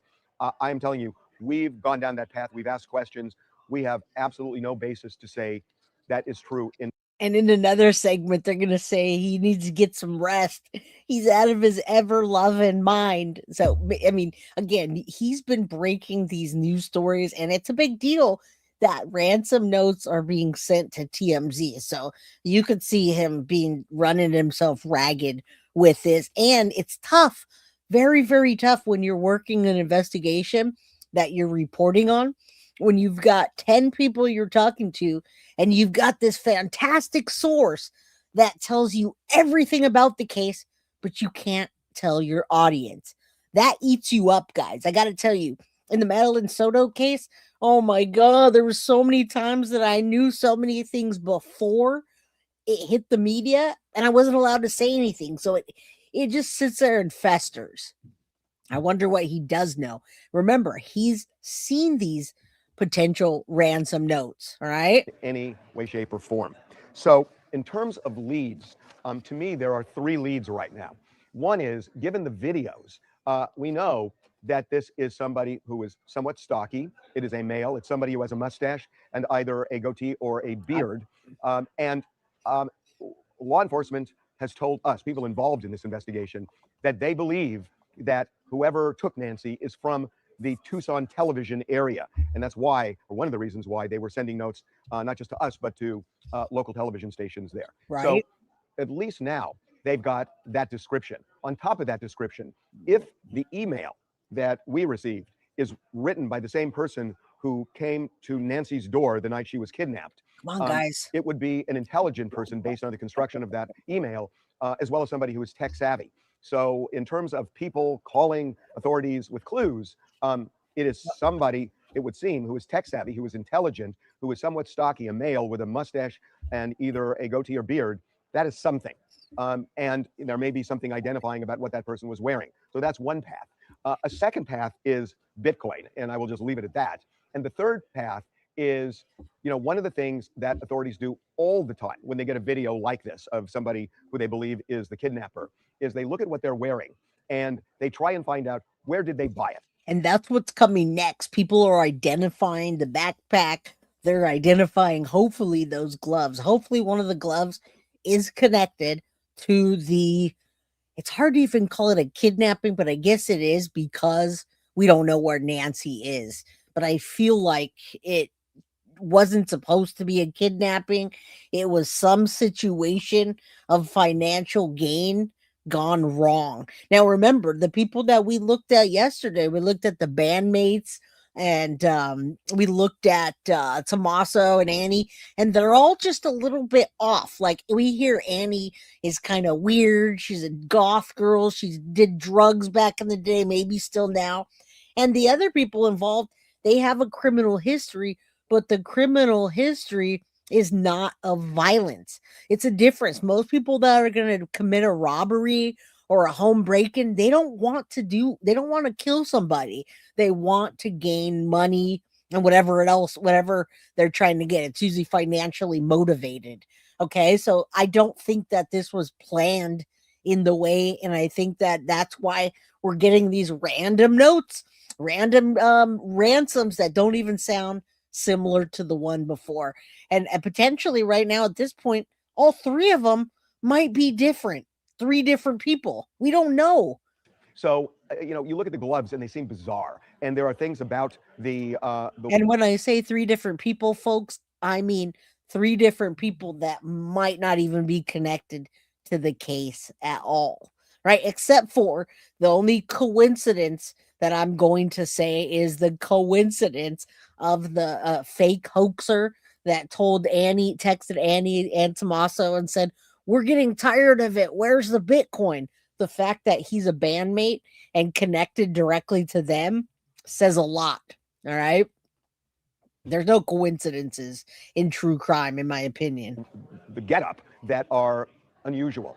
And so if the authorities can figure out where these things were purchased, because, you look at that and is it something somebody would just have in their house, or is it something they would go out to buy, within a fairly narrow time frame before actually doing it? All right. Well, we can think about that ourselves. And here's the thing. If there's multiple people wearing multiple of the same items, then more than likely they bought them recently. Okay. So now we're going to hop into this real quick, because if you weren't here yesterday, or even if you were, I just want to share Jason Jensen's post one more time with the guy at the door.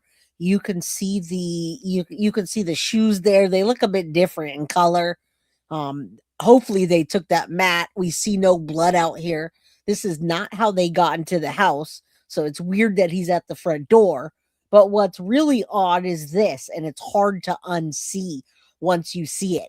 I see different masks. I showed you yesterday, they put the positions of the body stature, the eyes, the color. And you look here and you look here. Hold on, I'll make it bigger. And then you look here, and a lot of people are saying that too.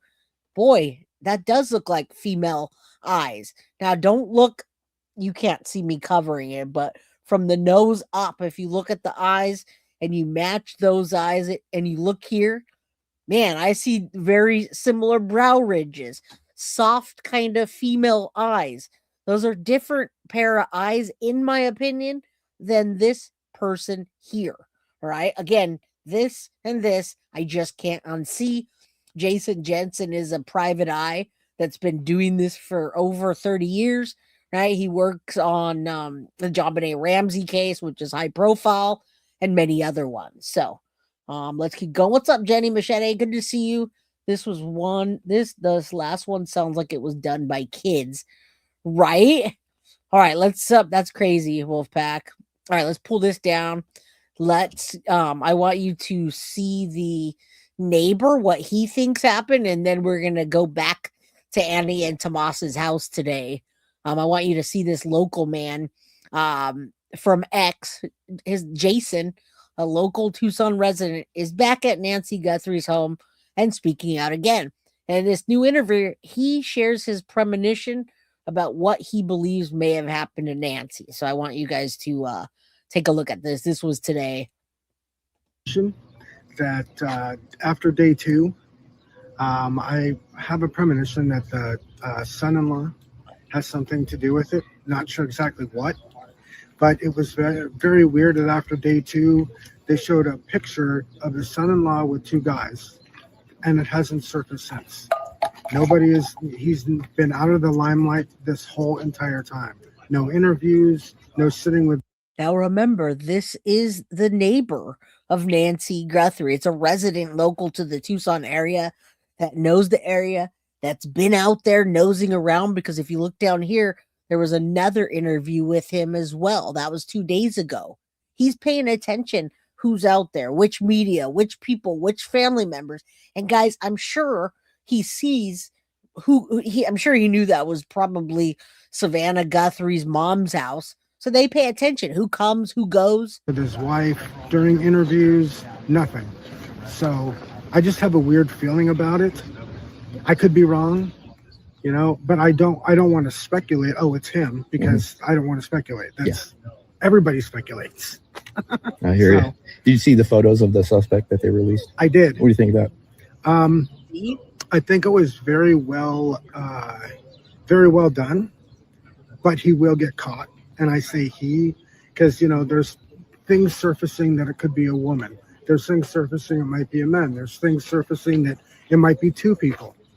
But this was very, very well done, and he will get caught. So. Nice to meet you, man. We'll see how this answer.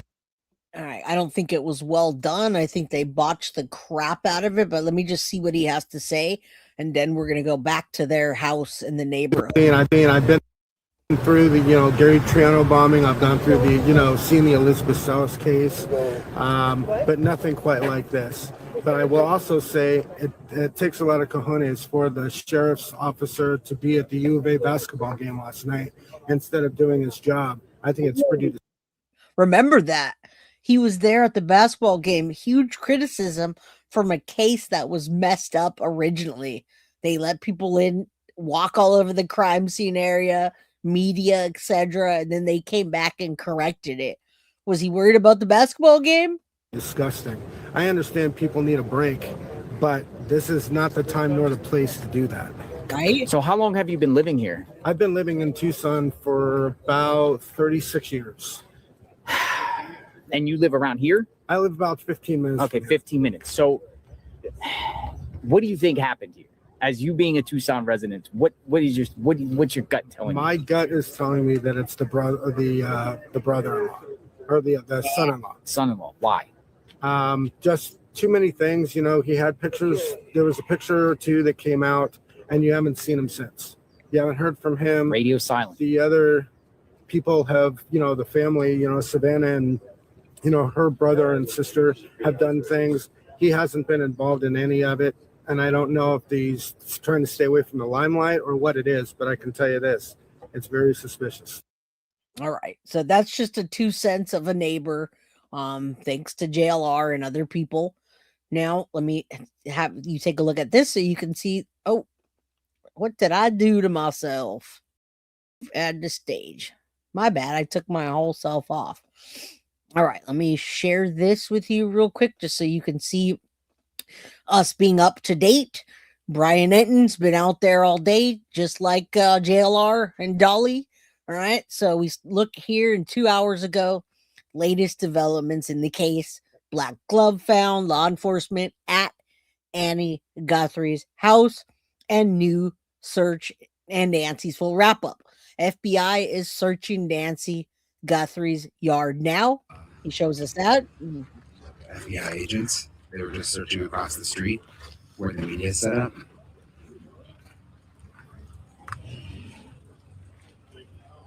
That's Nancy's house.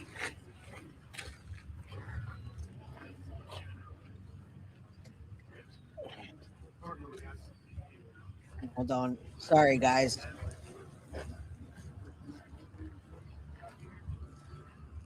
I remember this is day 11. This was just 2 hours ago. And I'll show you that the SUVs and all of the, I believe SWAT, let me see, came back to the other house. So we'll get to that in just a sec.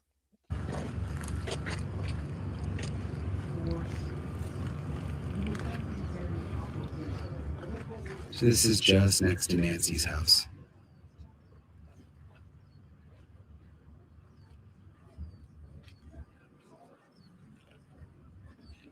Not Annie's just yet. We're getting there. All right. She's kind of showing the search what's happening. And then more from Annie Guthrie's house. Law enforcement showed up today in an SUV, went inside with gloves on, came out with paper bag, and also checked the mailbox. All right. So that's what we're getting into right now. What in the heck went down today, and what does it mean? What does all of that mean? Where did it go? There, I have so many things on here. I'm trying to find. Okay, there it is. Investigators return to Annie Guthrie's house while also searching Nancy Guthrie's house. Okay, let's go. Ooh, and guys, we made the goal, so thank you. I didn't mean to make my face that big. My apologies. All right, so this is them going back to Annie Guthrie's amid the search for Nancy and talking about how police might be honing in on the couple as suspects, even though they don't name them as suspects. Carrying out a lot of intense movement over the last 24 hours, and it has not stopped today. They are back at it. Investigators telling NBC News that the tips have dramatically increased after they released the chilling surveillance. I mean, I think all of us were just shocked when we saw how specific these images are. The eyes of this man standing on Nancy Guthrie's steps on that night, flashlight of some kind in his mouth, is pretty much the best take we've had on what that flashing light is. Our Fox team has been tracking the updates in real time. Chief correspondent Jonathan Hunt, retired NYPD inspector, and Fox News contributor Paul Morrow on the scene, and chief breaking news correspondent Trace Gallagher, all in Tucson, all pursuing leads and sources on this story as we speak. Trace will be anchoring Fox News at night. He talks a little fast, so I'll slow it down for you guys. To the return to Annie Guthrie's home today, and what we're learning are just a torrent of tips that are continuing to come in here. Well, Martha, my original posture regarding them returning to that location and looking around through the house and the curtilage, that is the area around the house, was that they were doing their due diligence to say that, look, we didn't wash anybody out. We concentrated on a wide swath of people. That defense can't come in later if you arrest somebody else to say that, hey, you only focused on my client. Yep. And they just wanted to eliminate that vector of this whole thing so that they could move on. But but they're not moving on, folks.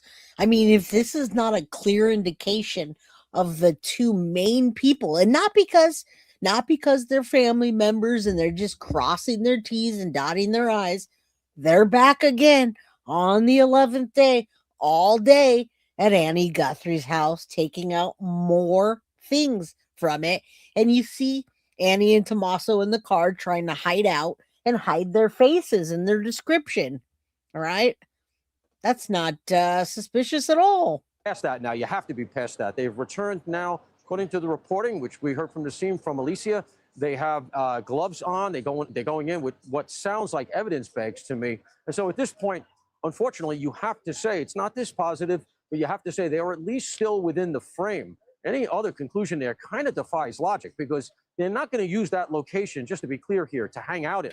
You know, that's not become a base where they can get lunch and, you know, use as a center of operations. It is potentially at some point really relevant to the investigation. So the fact that they're returning under those conditions that we heard described. Now, listen, FBI was also conducting multiple searches along the roadways in Catalina Foothills today, which was part of the recovery of the black glove.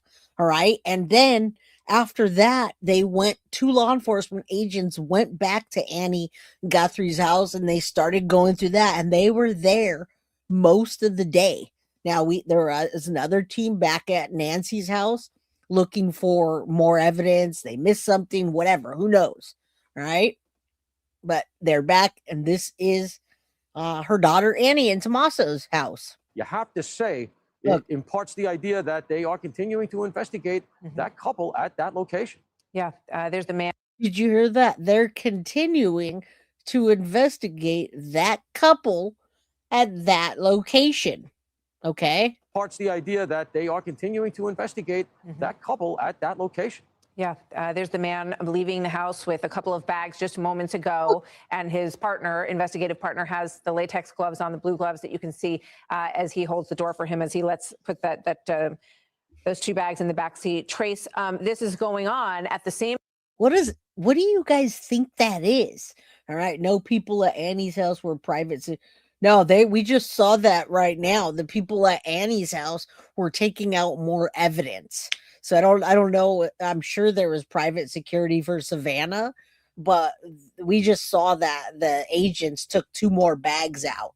All right, boy, it's a whole different story tonight. It will happen. They can run, but they cannot hide. Yeah, security is cool, but that security are not the people that were taking the evidence out of the house. All right. They searched yesterday. How come they missed? I know, that's what I'm saying. It's day 11. Why did they miss so much? Why do they keep going back? Well, because it looks like they're continuing to investigate this couple at that house, right? Those are not private investigators right there. Yeah, it says investigators depart. No, maybe it does. Investigators.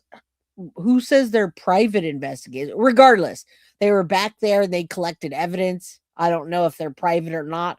I don't see their badges. So if you know something more than I do about these people and who these people are, let me know. But right now, they're investigating the couple in their house. In on any one particular spot. And as Alicia points out, this is the area that the house is in, right? Yeah, I mean, the Catalina Foothills, this is kind of the base of it, Martha. So yes, this was kind of ground zero for the Catalina Foothills, and they went north, meaning they're just kind of checking the road. You see sometimes they go in the brush, but for the most part, this appears to be kind of an effort to check out the pathways in and out of Nancy Guthrie's home in this area. Yes, we are all caught up to today, cheapskate. And on day 11, they are back at Annie and Tommaso's house collecting more evidence. All right. We're all up to date right now. And I'm bringing you everything that happened today. I put everything in a nice bow, what happened last night, so we can move on to today. So I hope you guys get that. Krista says all of us YouTubers care. And we don't want to go away. We dig. Yes, I can't help it. This is just what, especially on a case that hits this close to home. I agree. I wish they would take lie detectors, but you can't use that in court. And I bet you they don't even want to. All right. Angel of Truth, good to see you. I think that was their PI that went to pick up some belongings. That's not what the news said, however. But if I find it, then I'll take a look. They also took the mail. Yeah, they took the mail in the mailbox too. So there's a possibility. But what we're seeing here is they're saying FBI conducting extensive search along the Arizona roadways, and investigators are back at the house collecting evidence. Right. And they're hiding out. And where they might lead, just to kind of give them some more push. It's interesting. You talked about the video, Martha, because when you look at the video in the totality, everybody's kind of focusing on, yes, the mask, and you have the gloves, and you have the backpack and the gun and so on and so forth. But what's interesting, if you look close, is you'll notice down on the steps of the front porch, I can't see any blood drops at all, which means if that's the case, that this, the FBI was telling us this happened in the morning. We know that 2:12 timeline. 12 minutes after 2, the cameras captured something, right? And if it was this something, like the FBI believes that there was this person. I would hope that they've taken their phones. However, I know that they've gotten search warrants. So even without taking their phones, I'm sure that they are getting search warrants to see what's happening. If they're that heavily in a presence of the house the way they are, there's no way that they didn't take that yet. All right, that they haven't checked that, or they're not checking it. Do you think they gave him a lie detector? I don't. And somebody in chat just said, and I can't confirm this, that they asked Tommaso and he refused to take a lie detector test. So again, that's just my opinion. We're having a conversation. I'm not saying that based on fact, just what somebody in chat said. Jade, one photo, there's lights in the background. That would be the house lights. Okay. All right, let's keep going. it kind of narrows that window because remember at 2:28, her pacemaker, Nancy Guthrie's pacemaker, clicked off. So they believe that's at the point where she was out of range of the pacemaker. That narrows that window to 18 minutes to whatever happened and to the time she left. It gives them a better idea of the timeline of this whole thing. I'm also fascinated, Martha, by the search warrant. I mean, they had to get a federal search warrant to go after this person last night that they detained for a short time. I'm curious to find out what was in it because as the legal experts we talked to, a federal judge is not, all that apt to give a search warrant just on eyebrows. They need something. They need some pinging, some cell phone evidence that might lead them in that direction. So it might be interesting to hear about that as well. And remember, and I'm telling you, although that guy was arrested, Carlos was arrested, detained, and let go, the lead that came to them was based on that $300 transaction with the Bitcoin and an IP address. And because he was so far south, they didn't want him to run. So what happened was did they hop on his IP address in that area to do the ransom, or is he somehow tied to that account? I'm not sure. All right. Thanks, Vaughn Dasford. Good to see you. It looks like he's wearing gloves over it. It does. As a matter of fact, Lava, they mentioned that they're probably wearing 2, maybe 3 gloves on top of each other. And like I said yesterday, no glove, no love, baby. It's kind of like when you use a condom and you got to double wrap it up. If you're going to go to Vegas and get yourself a hooker, make sure you double wrap that. That's what they were doing with those gloves. No glove, no love. All right. What the F is he reporting? A pacemaker doesn't click off. It just wasn't in range for her Apple Watch. This is why. Well, that's why we're doing the Fox reports. But I've been heavily digging into social medias of presence, law enforcement, and also media figures that are on the scene, because otherwise we wouldn't have as much evidence as we do now. All right. No glove, no love, baby. Carlos needs to find a new celebrity, right? Oh, man. All right, let's keep going. Remember, Kash Patel said persons of interest on Fox News last night. Persons, we are looking to find out who the other person or persons that they are focusing on might be. Yeah, it's a great point. Jonathan, we don't know whether or not there was, and we don't see obviously what happens after the individual pulls the camera off of the door frame area, but we have never learned whether or not there was a breaking and entry in this case, which seems very significant, doesn't it?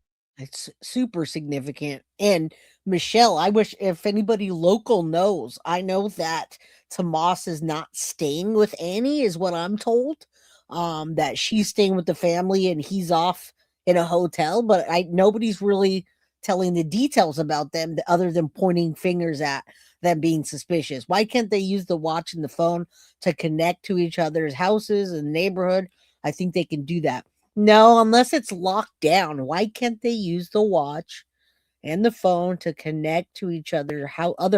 Because you can't do that because other people lock their Wi-Fi down. If you're an idiot and you don't lock your Wi-Fi down, which I'm not talking about you, Krista, or anybody that's in my chat today, people lock your internet down. Most internets are locked down, Krista, so that people can't connect to their shit and then blame them.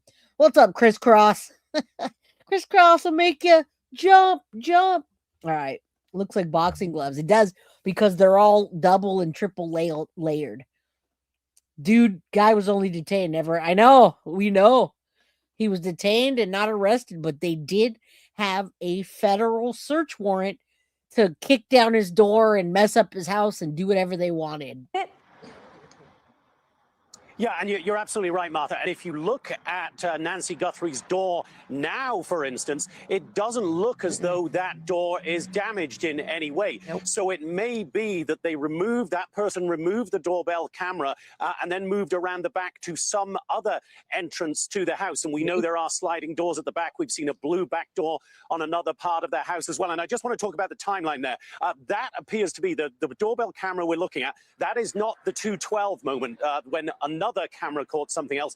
That is we believe, the 1:47 a.m. moment. And we know that because that is when the doorbell camera disconnected. So the last possible pictures it could have caught were 1:47 a.m. and then it was 41 minutes later, 2:28, that Nancy Guthrie's pacemaker disconnected from her phone. And one other note of caution here as we go forward on the Annie Guthrie video that we've just seen. Now, we didn't see any badges or any guns on those two people who went into their house and brought those two bags out. So I just want to put in a note of caution here. They may well have been agents investigating this, but we also know that the Guthrie family has hired private security. And it is possible that these were simply members of that private security detail who had been asked to go back to Annie Guthrie's house, perhaps bring some of her items or some of Tommaso, her husband's items. So we don't know at this point. We're working to find out, of course, and we'll let you know as soon as we do, Martha. She's like trying to get a word in, and he's like, let me just finish what I'm saying. Nina says, thank you. Addicted to you all. Love you, Jay. Love you, Synth. Oh, you're awesome. Thank you. All right. Yeah, you say you'd sue their asses off of the other guy. There's a possibility. Opal Sis, good to see you, my friend. Number 328. There's 661 people in chat. Hit that like button. Krista says the heart monitor sends messages to the doctor on a schedule, like once a day or 3 times a day, and notifies if her hurt app is in her phone and connect. Yeah, I don't know. I know that that last thing I've heard is that it disconnected, and that was all I heard. So I really if anyone else wants to try to answer that, I can't. They just removed a lot of mail from the mailbox 15 minutes. Imagine what that might contain. Patricia, my girl, good to see you. It doesn't keep your heart beating. It keeps providing electrical stimulation. Thank you. I appreciate that, Patricia. And I got the picture that you sent me, but I'm not sure why you sent that to me. True Crime Files, Kathy, you sent me a picture of lights, but what do the lights mean? What are we pointing out in that situation? That there's not flashlights? I'm a little confused. Tears in Heaven, 1992. Good to see you, my friend. It's been a while. All right, let's keep going. I got the picture. I just don't know what you want me to point out. All very good points, Jonathan. Thank you for bringing those up as we work on the timeline and as we work on who's coming in and out of that house. But it's interesting, Jonathan, just quickly. So there's no cordon around Annie Guthrie's home, even though we know that investigators have at some points been in and out of that home. I guess anyone can walk up to that front door. I mean, it's possible these guys are working with them and have that authority, but anyone can come in and out of that house, apparently.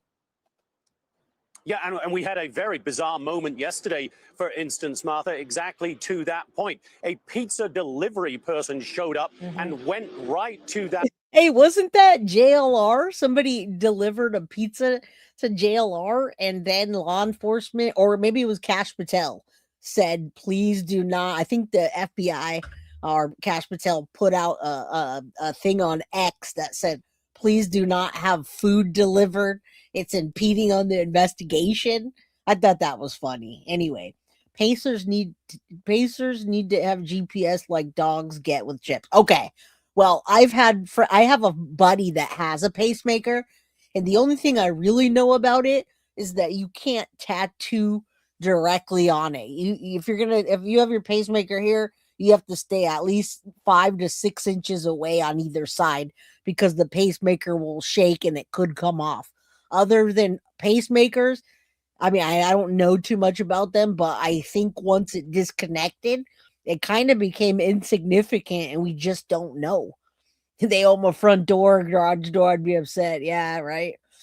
Monitor spike 2 minutes before it was distance from the phone. Fright, maybe, right? That's what I'm saying. Once we get that little bit of information, I don't know how to interpret it. So that's why I'm not going to get into pacemakers, because that's a whole other conversation that I don't think will be helpful right now in this case. And I don't know why they didn't do this or why it didn't do that. I don't even want to speculate at this point. All right, let's continue, because we're going to break the monotony a little bit with the new Deception Detective video that just came out. And we know what Deception Detective does, right? He calls out the liars and scammers. All right. There's 666 people in chat. Hit that like button. Wolfpack says pacemakers are implanted. Yeah, they are implanted on the skin, but they're implanted under the skin, and you can't go around them. As far as I know, my buddy has a pacemaker, and I tattooed his whole chest, but he's got this area that I can't go around because they say it could shake something and mess it up. But yes, absolutely, pacemakers are like a replacement heart, right? All right. I don't know what we're having. We're still having pacemaker conversations, and maybe I can. Maybe there'll be a whole topic on that. No more deliveries. You don't get pizza. Someone from Oklahoma sent him a pizza. Yeah, I saw that. That's funny, right? If they get near her, then they can connect. That's exactly. You're right, Krista. If they get near her, they can connect. But that has not happened thus far at all, and not that we know of. Anyway. I mean, at this point, I don't think she's alive, but it sounds like they're still trying to do a rescue operation. Kathleen, member for 13 months. You're very welcome. All right, let's continue. You guys let me know what you need to know about pacemakers. I can always look it up. Front door. Turns out those pizzas were being delivered to a blogger who was outside the house. That prompted the Pima County Sheriff's Department right here to put out a press release. He said a blogger. It was JLR. And quite literally, we can't believe we have to say this, but please don't deliver food to a crime scene. Now, and of course, if that is a crime scene, then why not tape it off? One other point on that home, Martha, that I think is important to note as we go forward here. We know that Annie is with Savannah and their brother Cameron at a home here in Tucson. We have not heard anything about the whereabouts of Annie's husband, Tommaso. I just want to mention that. Okay, here you go. This is going to not answer your question as well, because none of us have really heard anything about where he is.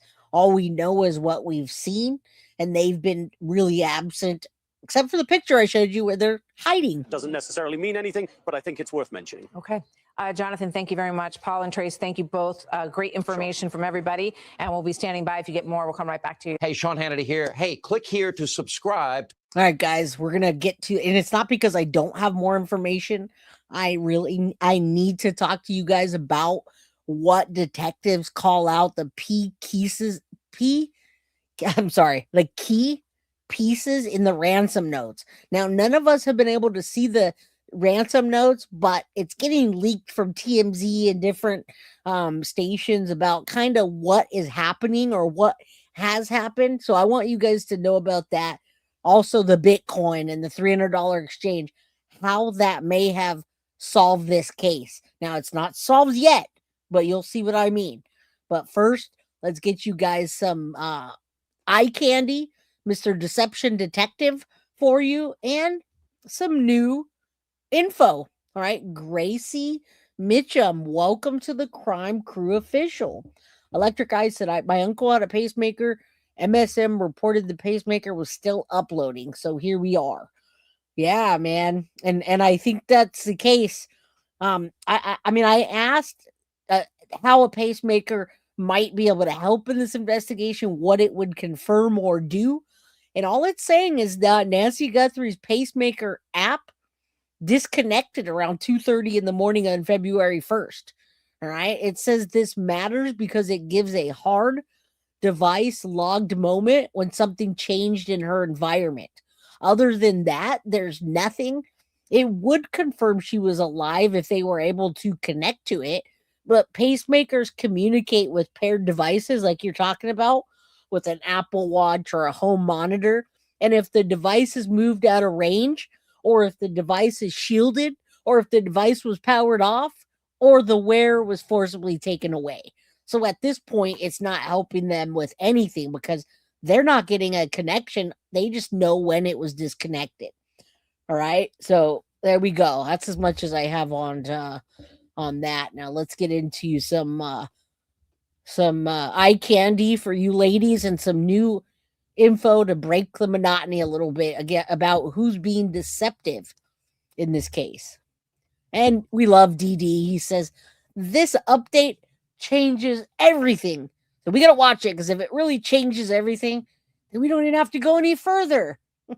Thank you, DD. Chilling images were released by the FBI, obtained from a Nest camera of an armed person wearing a mask and gloves outside Nancy Guthrie's home Last night, officials detaining a man in connection with the case, but then releasing him, according to the New York Times. Pima County Sheriff's Office saying they questioned someone after a traffic stop and searched a house in nearby Rio Rico. This man, Carlos Palazuelos, saying he was stopped while working his delivery job. They put me in the cop car. I gotta wait. And then let go hours later. I hope they get the suspect, because I'm not it. That's the latest in the disappearance of Nancy Guthrie. But do any of these bombshell updates actually change the likelihood of it? It better, because the name of your video says this changes everything. And you know we love you, DD, all love. And I agree, Kylie. I also agree that you shouldn't even have your parents way out there by themselves that can't walk. If she can't walk more than 50 yards, 84 years old in that big ass house, you think there would be better care. I'm not victim blaming, because the family, they are victims, and I'm not trying to say, yeah, because Savannah's rich, she should have done this. All right, Savannah's the only one that has money. I don't know what the mom is worth, but we do know that Annie and Tommaso are kind of hippie-ish. One's a high school teacher or a science teacher. The other one writes poetry and just kind of goes with the flow. They just bought a $650,000 house about 10 miles from their mom, Savannah. And rumor has it that they haven't even paid the first mortgage payment. So I see a motive. I've been seeing a motive. All right, let's keep going.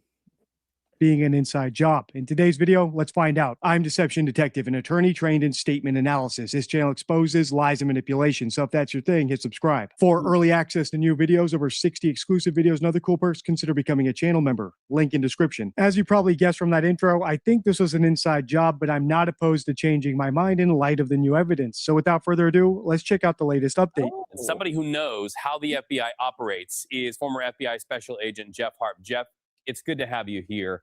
Of course, the hours continue ticking. The risks get more intense by the moment. In your experience, as you've reviewed that security camera footage, is this person to you somebody who's trained, a trained operative to conduct a kidnapping? No, I would say, my opinion. And we'll get into that next, because everybody's asking about the payments. So we're going to get to that $300 transfer and how that might solve this entire case. What information came in, how that arrest was, the reason the arrest was made was because of that. And we could also talk about why no payments have been made. And I can say that nice and simple. Law enforcement doesn't think that this is a kidnapping situation, a direct kidnapping situation. They think she was taken from her home, but these people that are sending ransom notes, they don't even believe it's the same person. It's a possibility that the first one can be connected to the second one, but they don't believe the third one is connected at all. And we'll go into that as well. Leaster. Does anyone know anything about the TC before age 30 in Italy? Interesting. No. You're home.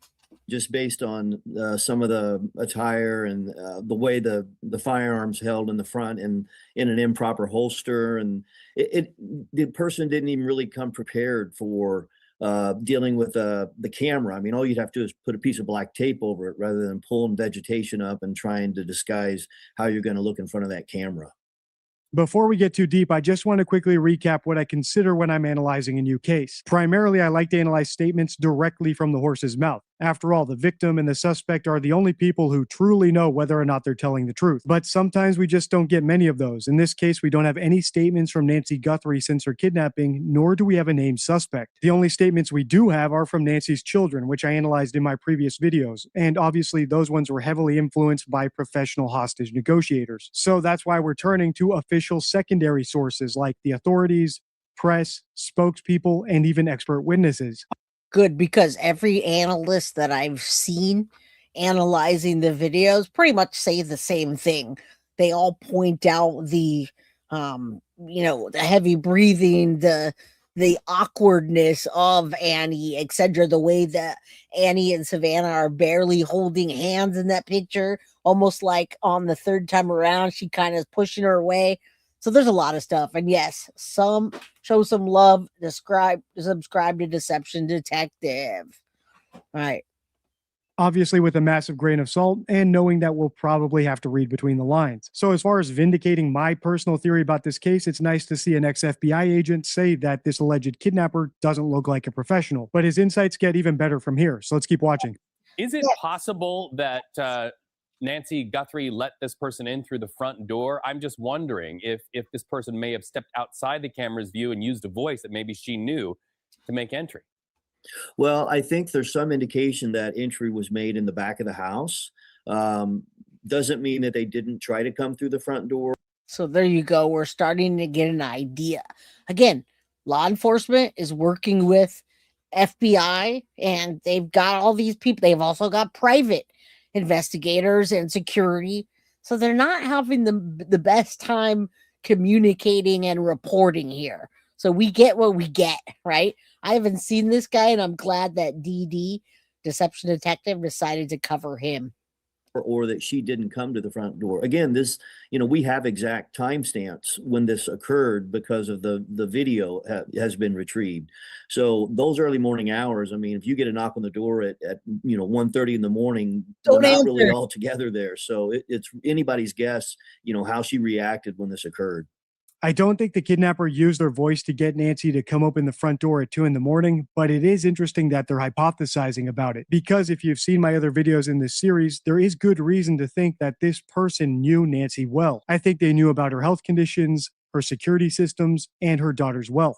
There's no freaking way they didn't. All right. When we get into the actual key pieces called out in the ransom notes, there's no way. So maybe one of them has to be, or maybe it was something they found, but we'll have to look into that because I haven't even got into this.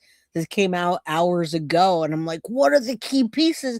And how do they know that they're connected to or not connected to some outside hoaxer, some kid that's watching, not a kid necessarily, but some young person that understands how to use Bitcoin, and they decide, hey, anybody could write into media and demand, I want 1 Bitcoin worth $67,000, and I'll tell you, hey, they're going to give it a shot, right? We don't know. We don't know who it is. We don't know if there's 3 people, 2 people, or if everybody did it and they just disguised how. We don't know. But the most suspicious aspect of this quote-unquote kidnapping is the failure to even leave instructions or a calling card to collect the ransom, which is something this ex-FBI agent is about to touch on. So let's keep watching. I'm thinking of Nancy Guthrie. Of course, we know Savannah Guthrie has told the public they believe their mother is still alive. If she is being held by somebody who now knows that image is out on international television, it's all over online, does this turn up any risk for Nancy from her captors? Well, that's always something you have to weigh. And, this didn't just come up in the last 24 hours. The FBI has discussed this with the family. They've discussed it with other law enforcement who's working the case, and they made the decision tactically that this is the best way to put it out there, having millions of eyes on a video and on still photography. Now, remember, we don't see this often, but in a kidnapping case that would be so-called needing a hostage negotiator and the team that they would put together for this sort of thing, every single person has said that they haven't seen anything like this. Nothing like this where a kidnapper would reach out not only to media outlets, but just blast the whole world internationally with this information. Why would they do that? Why wouldn't they want it on the down low? Get your payment, get in, and get out. All right. I don't know. I can't answer that question. I'm not understanding it. I can't understand what the motive is to do that. The less people that know, the better. So what's happening? Is way better than just a handful of investigators. So they're still pouring through lots of other digital clues, and certainly they're looking at all of the fingerprints that this person presented. And I don't just mean physical fingerprints. I mean the things like the backpack, the style, the clothing, everything about it. There's also ways to sort of peel those layers of that mask off and see what the person may really look like. Well, there is a lot of attention on this video and the photos that came with it, but also a lot of conversation online about a Bitcoin account. Yes. Just a question for you. A lot of our viewers, no doubt, have been reading what's out there relative to some activity recently on a Bitcoin account, not substantiated by CBS News. But for the viewer who doesn't know how that works, can money transferred in a Bitcoin? Okay, good. Because there are a lot of people that don't know how it works. If you were to go to, let's say, one of our mothers, any of you guys in chat that's my age, I'm 46 years old. You guys, let's say you're in your 40s, your parents are in their 70s, 80s, whatever. If somebody reached out to them and said, hey, we got your daughter, give us Bitcoin, they wouldn't know how the hell it even worked, right? Most people don't know. I do, because I'm into the day trading stuff. It's interesting. But if you don't know, then, and that's another reason why I think what I think about who it is, because it's not every day that someone would do it in this way. Let's listen to what he says. Account be traced to anybody?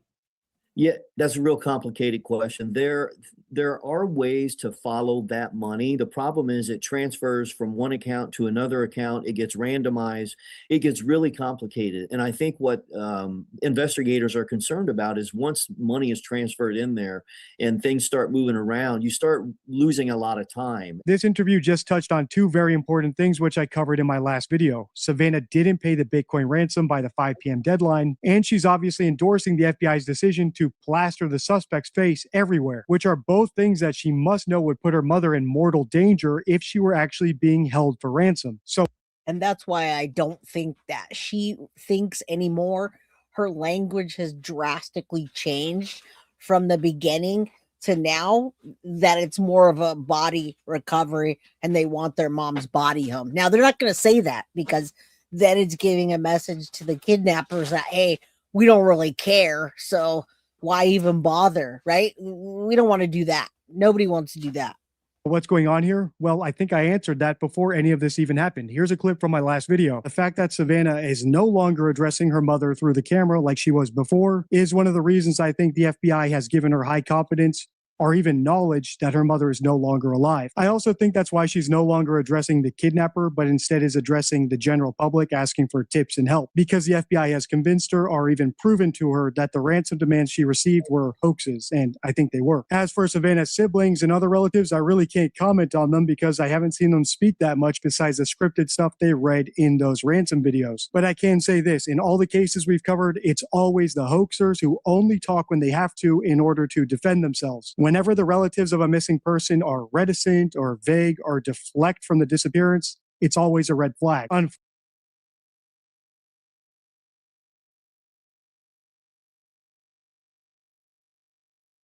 sorry, I had to mute it for a second. And the red flags are coming straight from the last person to see her alive, allegedly. And yeah, no one's going to answer the door at 2 a.m., right? We're back. We're back. I had to mute it for a second, but thank you. Fortunately, I think Savannah has bad news, and that's why I've been right about these last two predictions. But let's see what this FBI agent says about that. And there are resources that the Bureau has to able to track money, even through Bitcoin, but it does take a lot of digital dissecting. And we see that this video footage took some time. They had to recover that from probably archives that Google kept in the event of some sort of disaster recovery. So all this stuff takes time. You know, the local sheriff's department. On day 11, the hope is dwindling away. Angie, what's up, girl? Good to see you. That's funny. She's like, Leon, seriously? That's all you hear? And yeah, right. That's all. I've been hearing a lot of that too. There's been so many of former hostage negotiators, former FBI, but that is funny. That's all you hear. Oh, I lost a pair of gloves in Tucson. Anyone seen them? Let me know. We'll get right on that. In news conferences has said, look, nobody is ruled out. But when we start seeing reports that activity is happening at particular homes over and over, or in a particular neighborhood over and over, can we read from that investigators do have some clues that are drawing them to one area over another? Obviously, there's something that keeps drawing them back to one or two different areas. And it could be something that they've turned up either from DNA or from some other type of analysis. So yes, it's a clue that the reason they're going back there is there's something there that they're looking for, or they believe that can help lead them to somebody else. So it sounds like it's just a matter of time, and we should really be paying attention to who and what property. Yeah, if you rolled in here late, folks, I showed the I showed the black glove. It was on the New York Post, and of course, Brian Enton's all over everything. So it's a black glove, just like the one or ones that we see in the video, right? And those are special gloves.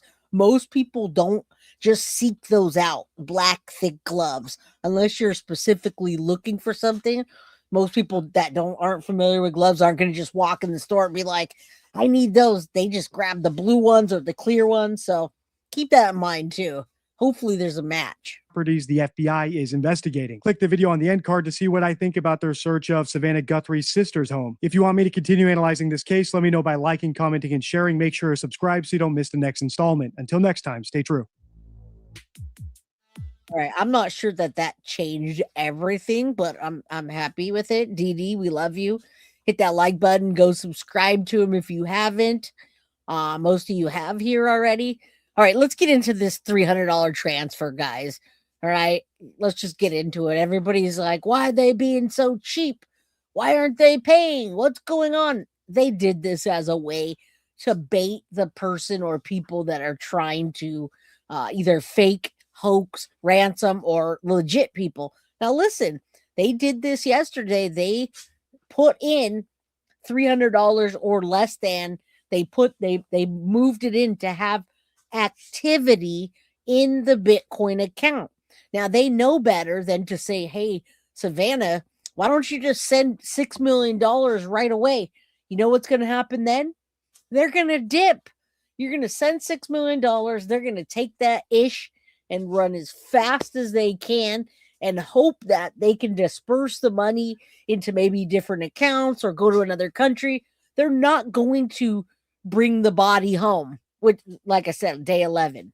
All right, let's keep going. This is why the $300 and how they're using it to find the people involved. It was just before 4 o'clock LA time, 7 o'clock Eastern time. There was activity for the first time, Sean, in that Bitcoin account, the link of which is in that first ransom letter that we obtained. We've been checking it every few minutes, and for the first time it surfaced. Well, it's a little bit confusing to me, and I'll explain why. This letter, Sean, is so well constructed. I read it and think this is a really intelligent person who knows how to express a thought. They have thought this out. They are to the point. They cover everything they need to cover. And then you look at this, and there's something bumbling. And see, now he's comparing the other two. This is the third one. And this one only got sent to TMZ, I believe. All right. He's the only ones reporting on it is that they sent it directly to TMZ, which God only knows why you would go to such a big media outlet that everybody's talking about. I mean, TMZ, to me, I love their reporting on celebrities and stuff, but they kind of remind me of those, the tabloid kind of smut that you see where they're like, breaking news, and you open it and it's like, oh, we found a flower. Okay. What does that mean? So why would they send that to TMZ?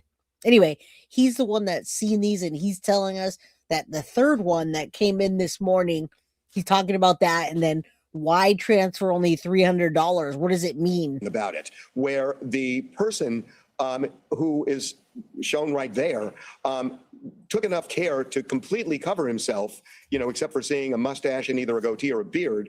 And yet he doesn't realize that there's a camera on that door, and that suddenly surprises him enough that he has to go over, stoop down, and grab some brush to try and cover the camera. That doesn't align to me with somebody as methodical as what I believe the person who wrote that note. And Kurt, apparently there was activity in this Bitcoin account. A local outlet is reporting to the tune of a small transfer of potentially under $300. So what does that tell you about where things stand with the Bitcoin and ransom note element of this story? I mean, here's the range we're looking at. Carly, good morning to you. $300 into the Bitcoin account. First of all, let me just explain how Bitcoin works. Once you establish that wallet, essentially, you're going to go to an exchange. There you go. We finally are doing this. It's come to day 11, how a crypto transaction works. Again, I don't think it was super important in the beginning. It was like, whatever, just we know how it works. If you don't know how it works, It's not going to solve the case any faster. TMZ pays for the most info. It looks like a bad movie. Nobody knows anything and everybody runs everywhere. Annie's place. Oh my God, we found a flower.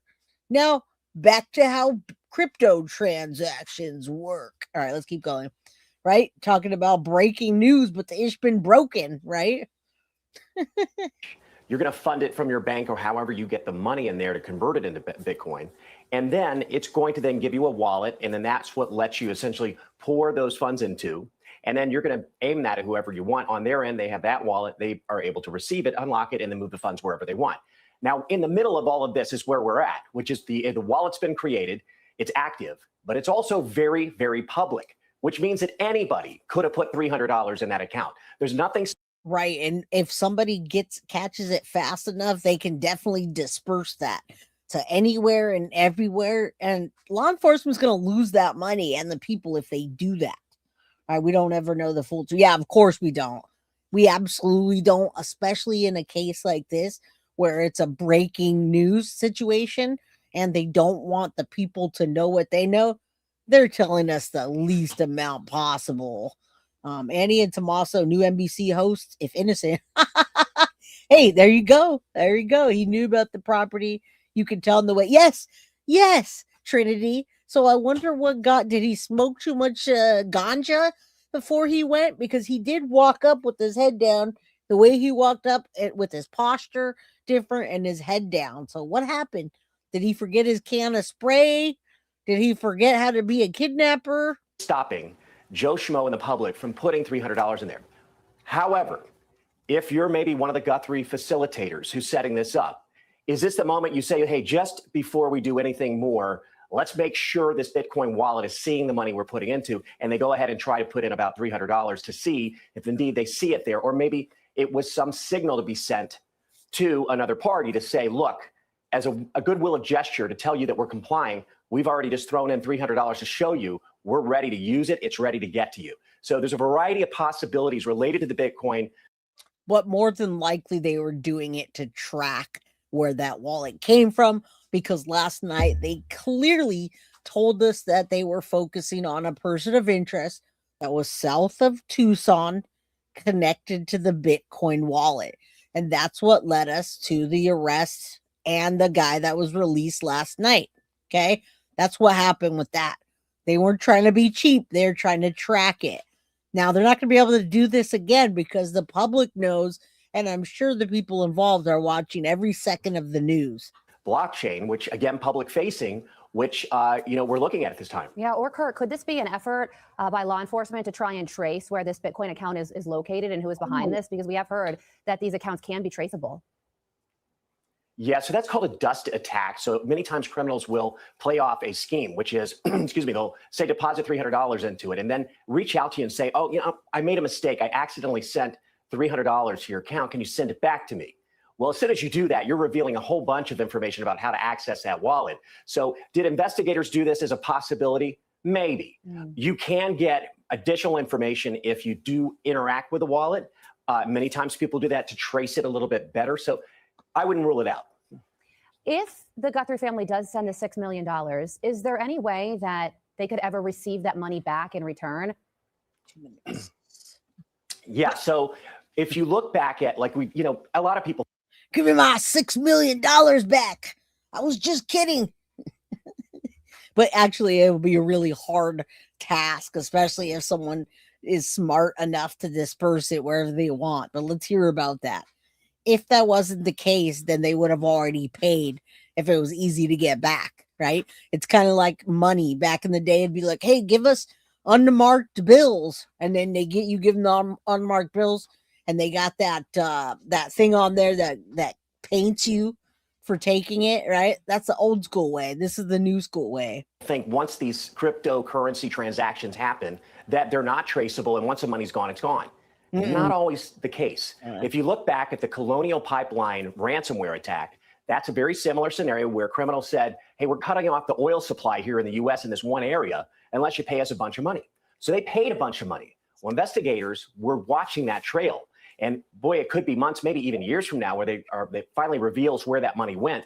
And in this particular case, they got back north of 80% of the original amount of money that was transferred to the criminals. So anything's possible on the back end. Does it happen routinely? No. Yeah. But yes, we're investigators are going to look in this case. If indeed the Guthrie family funds this wallet to pay ransom, is on the back end where the criminals receive it.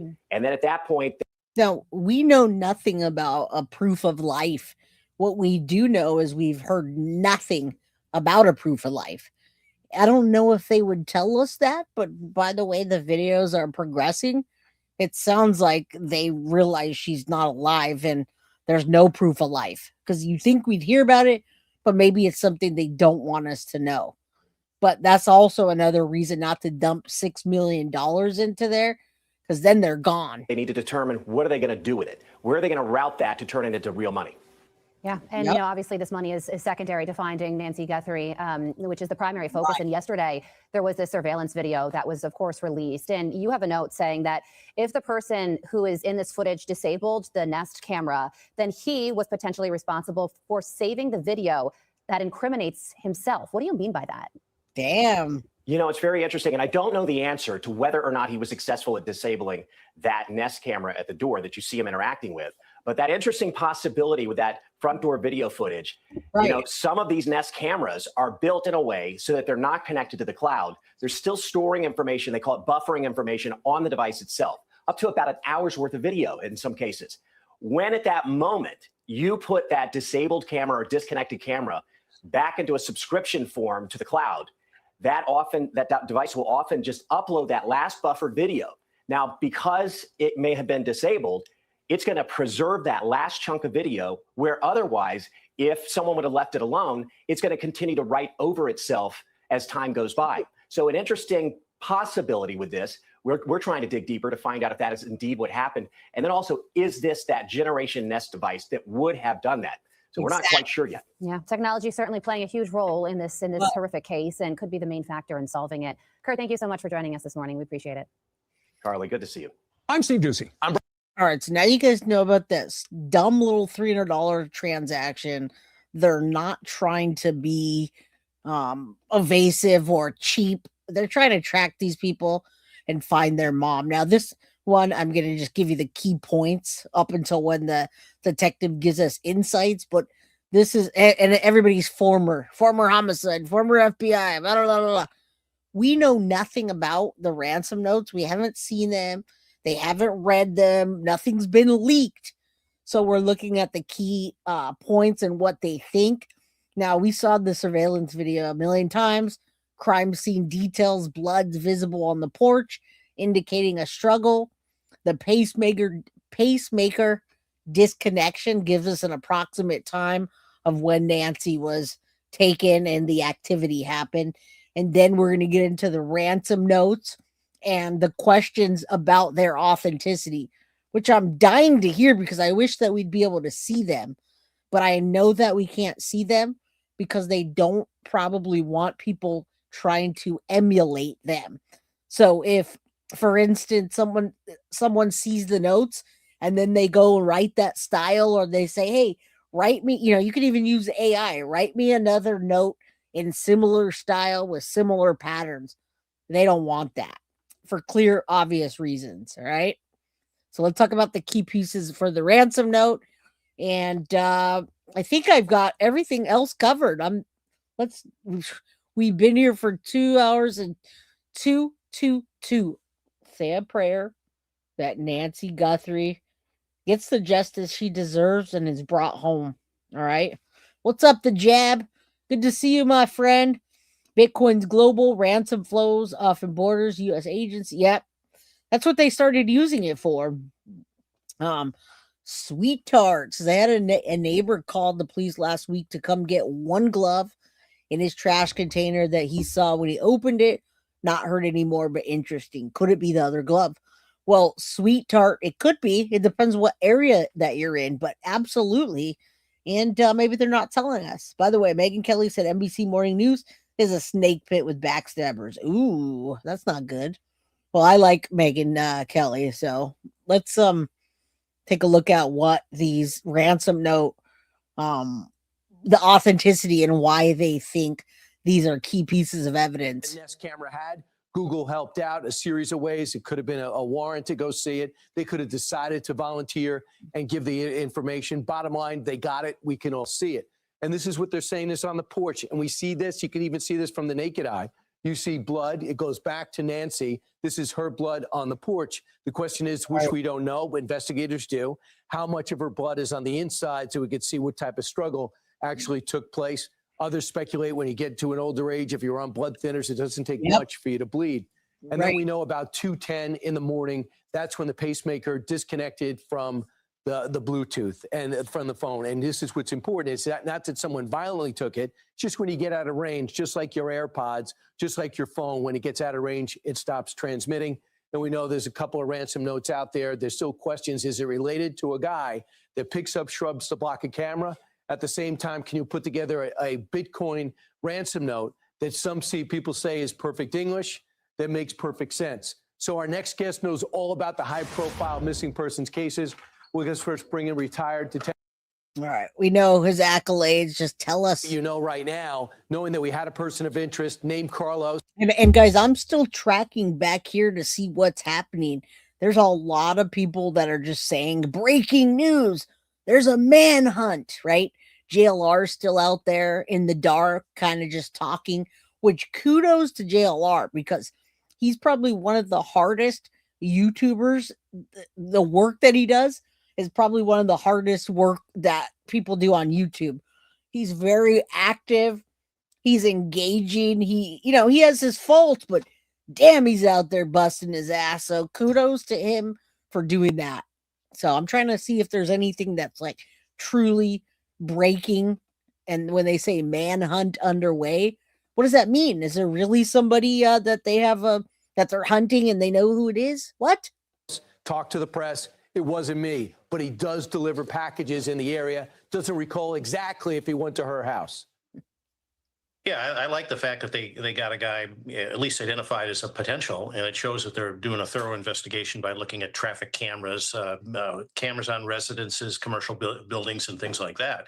So they're on the right track. Of course, they're not releasing everything that they have. That wouldn't be wise. But in the meantime, just the fact that they released the guy doesn't signal to me anything bad. There could be some good that comes from that. The people that are involved in this might start getting nervous because now they know something's out to them, especially with the.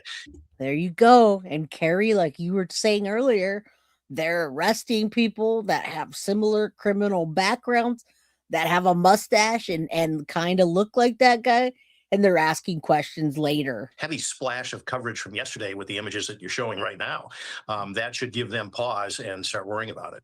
So if I gave you that information, which we all now have, people notice the gait, they notice what he's wearing or she. They could also notice his eyes. And some have said if you are an experienced hitman or experienced burglar or criminal, you just wear glasses in order to cover up any situation, cover up as much of your body as possible and stop a retina scan or facial recognition from going to work, right? Yeah, and it's these guys they're certainly not stupid, but they're also not the faculty of MIT when it comes to putting these things together. They're going to miss some certain things on that. And like you pointed out earlier, Brian, the fact that he goes up to the camera and a camera's there, and then he has to go out and get some shrub parts from the yard to cover it up. It pretty much shows his original check of the area or whoever he's working with. But you know what? There was a comment in chat. Yes, Carrie, I was just looking at the video. Carrie says, I feel bad for all males in Arizona with mustaches. All right. And no, there's absolutely no more the scar on his top lip. Yeah, we should look back at that because I didn't really notice the scar unless maybe the scar is a one of those ones where they have a cleft palate or something, or was it just a scar? I'll have to look back at that. All right. And no, I was the only one that could find the POA. It was hard to find. Kathy helped me, but no, I haven't seen more about that. Someone know that dude. I don't know why these detectives aren't getting their CI. I know, right? I think FBI is clueless, barely any clues. I don't understand. I don't either. I don't understand. But listen, what I do understand, the jab, is that it's been working for the last 84 years, whatever it was that Nancy Guthrie has been doing. All right. She lives in a beautiful house. She has her daughter and the man that she's married to for 20 years, 10 minutes down the street, that just bought a house. I mean, it seems that they had her covered, right? Maybe when she needs in-home care, or if she would have needed it. Maybe we don't know that Savannah doesn't pay for that. We don't know anything about any of that.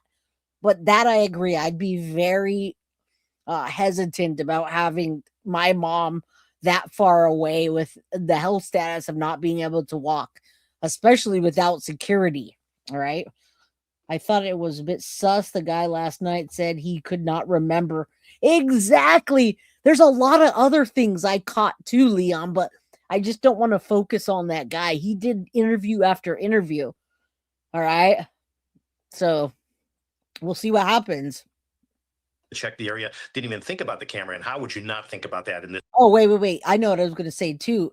Somebody in chat earlier said that the people that know this area probably felt comfortable coming up to it because they know that they don't even pay for the service. Whoever knows about the pacemaker and all the other details in this case that are too close to home for them to know, also know, in my opinion, and the person in chat, that they don't pay for the service and it just records over. So maybe they felt confident enough and then said, shoot, I better just go grab some of that to cover it. Maybe it will get me. It's like it was an afterthought. You don't do that if you're going to pull off a kidnapping to try to cover the camera and use shrubbery to hide it. That's just not something you would do. So good point. Maybe they knew that there wasn't a service being paid and they thought they were in the clear. Day and age, because pretty much everybody has one of those. If it was you, John, and I just said, okay, this is the video, no sound, just isolated, check it out in your house. What are the first things that you want the audience to know about this that don't have your investigative experience? Well, just like anything else, it's a dangerous world, not everywhere, but danger, you never know when it's going to come up to you. So doors locked is always a good thing. In a situation like this, having a camera is a good thing because it does dissuade some people from trying to do some things that maybe are not legal. If she saw this in the house, which I don't think she did because I couldn't see her opening the door, I haven't heard anything about forced entry into the house or anything like that. But they are able to determine directionality from blood spots on the pavement and on the pavers when she was taken away from the residence, so they'd be able to show that. And the fact that they brought her back through there, by the way, there's 555 people in chat. You know how we do around here. We don't miss an opportunity like that. Say a prayer that Nancy Guthrie is brought home. Well, say a prayer she's brought home safe. I want to stay optimistic, but I want her to be brought home. Either way, her family needs that closure. We do not want this to be, 15, 20 years from now, never being solved. I hope that doesn't happen. But in addition to that, the ransom notes that you were talking about earlier are a little bit concerning because it's really difficult to determine if somebody's playing a fraud on that or if it's actually a sincere ransom note. Those are the things that pop out at me when I'm looking at these things. And what's the first thing you would do now, today, as the sun comes up? Well, if I'm working the case, I would have a team of guys trying to trace down the jacket, the backpack, certainly one that's got the little reflectors on the shoulder straps, things like that. Your analysis of the backpack being filled up when he comes to the residence, I think, is very accurate because if he's coming there for a property crime, he's not going to have a full backpack. Clothing doesn't help me too much as far as the size of the guy because he might have several layers of clothing on there. But another thing that maybe people are missing is if you have a friend that could be the same age, race, and physical of this guy, where's he been for the last week? Where's he been for the last 9 days? Has he been gone or absent and you haven't seen him for a while? These are the little things that we look for. It's not always the thing that you see in front of you. It's what you don't see that can lead to the rapid conclusion of a case like this. Yeah, and you do get to see him walk, or her walk. And they say mustache and they say eyebrows that are somewhat manicured. So that's pretty distinctive. You get rid of a mustache. But I also didn't notice anything about the lip. I have to look at that again. It sounds like they're starting to find out more about that backpack. Notable observations about the man's backpack. So I'm not really exactly sure what that is yet, but that would be nice if they would find out. Oh, shoot, there was only this many made and they only sell it here. So anyways, let's stay tuned for that. But the eyebrows aren't going to grow up, grow out. Yeah, precisely on that. There, if you're manicuring those, it kind of suggests something. Maybe it was an intentional disguise on his part. Hard to know for sure on that. But the one of the big things that I'd be looking for is who's absent in people's lives and what reason would be for them to be gone from their normal activities. There's where your potential suspect is. Another good thing about the video is it helps the authorities eliminate people from suspicion. There might be somebody that's on their radar, and when they see that video, they go, "Oh, that doesn't match at all." So they can kind of lessen the priority on looking into that person. All right. John, great stuff. John Bueller, thank you very much. And we'll stay on top of this. I'm Steve Juice. All right, guys. So I don't think that they're telling us about the backpack. I mean, I don't think they're giving us specific information yet. Let me pop onto this so you guys can see. Earlier I put court case, what they found in Pima County. And this is another guy that was arrested, and they're doing that. I didn't have time to download all the videos, and we're coming up on over 2.5 hours. So I just wanted you to take a look at this. Thank you, Carrie, for sending it. She sent a 7-minute video. I couldn't get it all downloaded, but what I did see with this and what she was telling me is that in Tucson right now, after she's looking around and researching, she's saying that all of the leads coming in, okay, so there's a ton of leads that are coming in now from that video that we saw, and they're looking at anybody that has brown skin, kind of Hispanic with a mustache. Right now, let me scroll back to this picture really quick so you can try to see, because I don't see a scar necessarily on the lip, and maybe I just can't zoom in far enough, but I just can't see it. But what I do see are two different people. All right, which we showed you yesterday. That would be awesome. They would be able to. Well, this is what they said about the backpack, beauty lover. They're looking at it right now. The backpack is being considered a key traceable item. They're saying that they're looking at the brand, the model, the color, the retail availability, and any purchase history that's been purchased from people that they're looking at. All right. Also, it's important because even a common backpack can be identified when we see the suspect in the cameras, right? The mask style, the gloves, the weapon. We don't even know what weapon. We know that there was a gun. We don't know what was used, if she's alive, if she's not alive. Now, the backpack is clearly visible in the audio, in the video, and the FBI released 6 photos and 2 videos showing the suspect wearing a backpack, a jacket, gloves, a ski mask, and firearm at the waist. All right. Most backpacks would be considered visible. Remember, this backpack was really full. Experts say that the backpack may reveal the specific clues like stitching patterns, strap design, zipper pulls, and I believe that's what they're doing right now. And remember, the backpack was full. I wonder if it was full when they left, right? That could be another clue. Jay the Italian Cookie.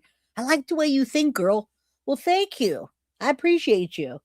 I've had a really good bunch of people coming, and I'm glad that they thank you. Just thank you for the compliments. That's awesome. I am gonna look up the about the mask, because I did hear that they found a mask, and thank you so much, Jay the Italian Cookie. You know, I appreciate that, and I'm going to put it back into the channel. All right. Well, Jumpas, they did not find a mask at Annie's. It was found off of Campbell. Yeah. So did they show a picture of it, Jumpas? I knew they didn't find the glove or the mask at Annie's, but I thought they found it in the walkways. And it is a very unique backpack. All right. I'll look that up. Let me just put this on for a second so you can see what they're doing. They're arresting people and asking questions later. Yeah, we saw the glove found in the desert near the home, but I heard there was a mask. Thank you. I appreciate you. Okay, so there is no picture, which is what I thought. That's why I never showed it, but it's just speculation, in my opinion. Minnie Winnie 99, I'm here. Jay, sending love from Galveston, Texas. Well, I'm glad you're here. All right, and then it was from Walmart. Interesting. All right, well, take a look at this. In Pima, Arizona, we saw the guy that was detained and then let out That's what they're doing here. This guy, same thing. There's a lot of people that they're doing that. Multiple arrests with similar backgrounds that look like this guy. I'm just going to play it for a second while I find my last thing. I haven't got to watch it, Carrie, so I don't know what it even, if it says anything or not. Good evening. Can you please tell me your full name and date of birth? Cristobal Daniel Diaz, 03/15/1985. All right. Mr. Diaz. This is time set for your initial appearance. You are being seen this evening based on a warrant that was issued for your arrest in the Tucson City Court related to charges of, misdemeanor domestic violence assault, disorderly conduct, and a repeat of the assault charge in the other case.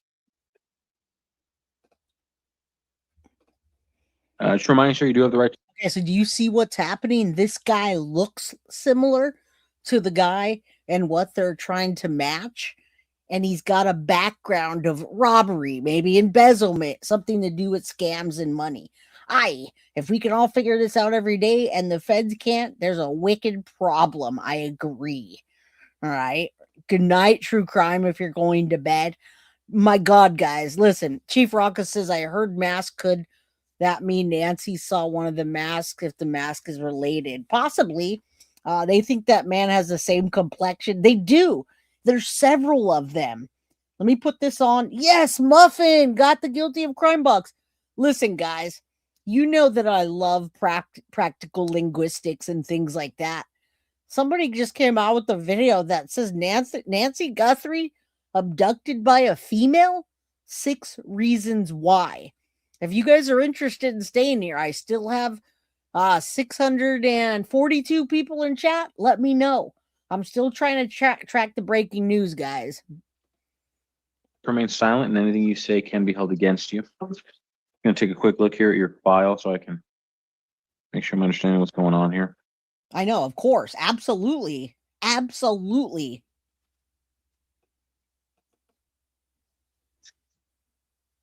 Nobody pointing the blame at any color. You did the same thing with the 3. Who did that, Thought Criminal? No, so Carrie sent me a video. Well, Emily James. Yeah, I don't think we're pointing out color at all. Yeah, let's not, we're not racist or any of that over here. What I'm saying is that Carrie sent me this video and said people need to watch out that are in Tucson and in that area because they're getting arrested. And then she sent me proof, right? Yeah, none of us are racist or anything around here. None of that. So I was just trying to make a point. Nancy's just an old hag. What? Oh, man, we got a troll. That's messed up. That's messed up. Okay, all right. So you see what I'm saying here? Well, I'm making a point. I don't have all the videos, but one after the other, they've got a guy that have the browner tones with the mustache. And like Carrie said, anybody with a mustache at this point is considered a suspect. So, ladies, if you need to go get your mustache waxed, I suggest you go get your mustache waxed because you're gonna be implicated for this crime. It's not just men. All right. So we're gonna put these people out of there. I'm not having trolls like that. All right, come on, guys, be nice in chat. Let's get out of the trolls. All right, no trolling. A profile's a profile. It's part of it. Thank you, Wolfpack. Wolfpack used to be a mod for Guilty of Crime, and you know how much love we have for you. And I appreciate your cut and dry opinions. And even when they don't match with mine, I still appreciate them. Okay, Nancy Guthrie, I was the one that said that with you guys. I showed you yesterday this, and let me show it to you real quick. So we looked at this and we're like, what the hell? And then I'll get to that video if it lets me. Come on, StreamYard. Nope, they're not letting me. Damn it. All right, let me just get to this. Then I don't want to mess up the show. I think it was a woman in one of the pictures, but I can't find the side by side right now because StreamYard just told me, nope, no, you don't. Let's check this out. Nancy Guthrie abducted by a female? 6 reasons why. All right, you guys say you're here for it. Let's go. Hit that like button, subscribe, get a membership, share with your friends. All right, it's free to hit the like button. And welcome to the video. Something a bit different today. I know I'm practical linguistics usually, but today I'm going to be practical image analysis. And the reason is I'm fascinated by this video that has been released by the FBI today in relation to the disappearance of Nancy Guthrie in Arizona. The 84-year-old went missing last week, and it's been constantly on the news, and everybody had kind of lost hope. And then suddenly this video came out today, and it is really interesting. The interesting thing for me is that everybody immediately thinks that this is a man, and personally I think it is a woman, and that's for several. Listen, we talked about it being a woman yesterday, but we also talked about being two, one a woman and one a male, and we showed that again today. So let's get through this so you guys can see, and then you guys can just be like, Jay, I'm so tired of you. We've been here for 3 hours. Shut up. Go to sleep. All right, let's see why he thinks it's a woman. I mean, I'm on the, you guys know what my thoughts. Reasons, which I will explain. The first one, I've taken a few stills from the video to show you what I mean. The first one, I think, for me, is the shape of the legs. For me, this looks like a female hip and thigh. Let me just try and draw over it so you can see. Sorry, it's very, very dark, but yes, those look like feminine legs to me. If I draw in the groin area there, and I think that this woman has padded herself out quite a lot to look like a man. I think she's probably got padding around the waist to make the core look straight, but also here, I think, look at the thickness of the sleeve. I think that she is, but I also think there's two people. So that being said, I love that 110%. He's actually not even doing linguistics right now. He's comparing stature and body analysis. That's great, because we were doing that yesterday. Just in our, we're not experts at anything, right? I'm not. Padding out the forearm to make it look more like a man's forearm. No, obviously, females have much. Here's the thing. Based on our theory, there's two people. Now, I couldn't pull up the photo because StreamYard was being finicky. But yesterday we had a whole episode and I showed you what I meant. So I don't think it was just one female that came in, threw Nancy over her shoulders. We're gonna go now. Oops, did I make you bleed? No. All right, let's keep going. All right, let's just see what they have to say. Thinner forearms. We can't say much about the head because she's wearing a latex mask, in my opinion. If she were not wearing that, we could talk about the brow. But the eyes look very feminine to me. The fingers look feminine. I'll show you in another still. She's wearing a ring there. Now, I don't know. I know that women wear their wedding ring on the right. I don't know about their little pinky finger, if that still counts as a feminine thing or a male thing. You tell me, but that's on her right hand, the ring. I do believe she's wearing more than one layer of gloves. Underneath this glove, I think there's probably a thicker glove, maybe a woolen glove or a felt glove or something like that. Because the hands look bigger than they are. That's interesting that he's breaking down all the differences. And the reason it's thick, guys, is because we now know that they probably wore more than likely 2 or 3 pairs of gloves to disguise their hands and to make sure they don't rip it, right? Well, we'll see in another still that you can see the real size of the fingers in the way that they appear in another still. Perhaps the most interesting thing for me is this handgun business. I've heard lots of commentators today talking about the handgun. One person was saying, well, this is an amateur because he doesn't know how to wear a handgun. Well, I can tell you, as a child, my father took me shooting with him, and we went every weekend for about 8 years. I started at the age of 8 and went right the way through to the age of 16, never missing a weekend until I managed to get away from it. You know, I completely and utterly grew out of it in the end. But now, guys, so there's some people in here that are like, what are you freaking talking about, Jay? What? Holly said Emily who? Maybe it was Annie, but I don't know if she had a stomach for it. People need to check if anyone they know recently shaved their mustache. This person has now look at this real quick. And Libby, earlier I saw a picture of Tommaso and Annie, and it looked like he had been clean shaven. But look at this. Let me just show one more time before we get into this video, just in case you guys didn't see what I showed. What Jason Jensen Jason Jensen's a private eye, 30 years. He's not former. So this is one of the pictures, guys. This is just one of them. But then when you look, there looks like there's two different people. And I have other views. It's not letting me pull it up. And you look at the eyes, light green eyes, cat eye shaped, a woman kind of eye, the female looking eyes with the eyebrows. This is a totally different person right here. Unless AI botched this somehow. Now look at the eyes here. And once you see it, it's hard to unsee the damn thing. Did I make it big enough for you guys? All right, the first group takes narcs, money, safety. All right, so look at that, and then we'll go back to the video, okay? So that and that and that, and then you look at those two images. And then the one I showed you yesterday had different posture, different height, different build, different masks even. All right, so let's get back to that. I just wanted to let you guys see that just in case you've never been on my show before and you wanted to see what the hell I'm talking about, why I'm even saying this. All right, let's go. And disliked it intensely. But in all those years, I never once saw a man wearing a handgun in his crotch. Amateur, professional, you name it. Nobody ever wore a handgun in their crotch.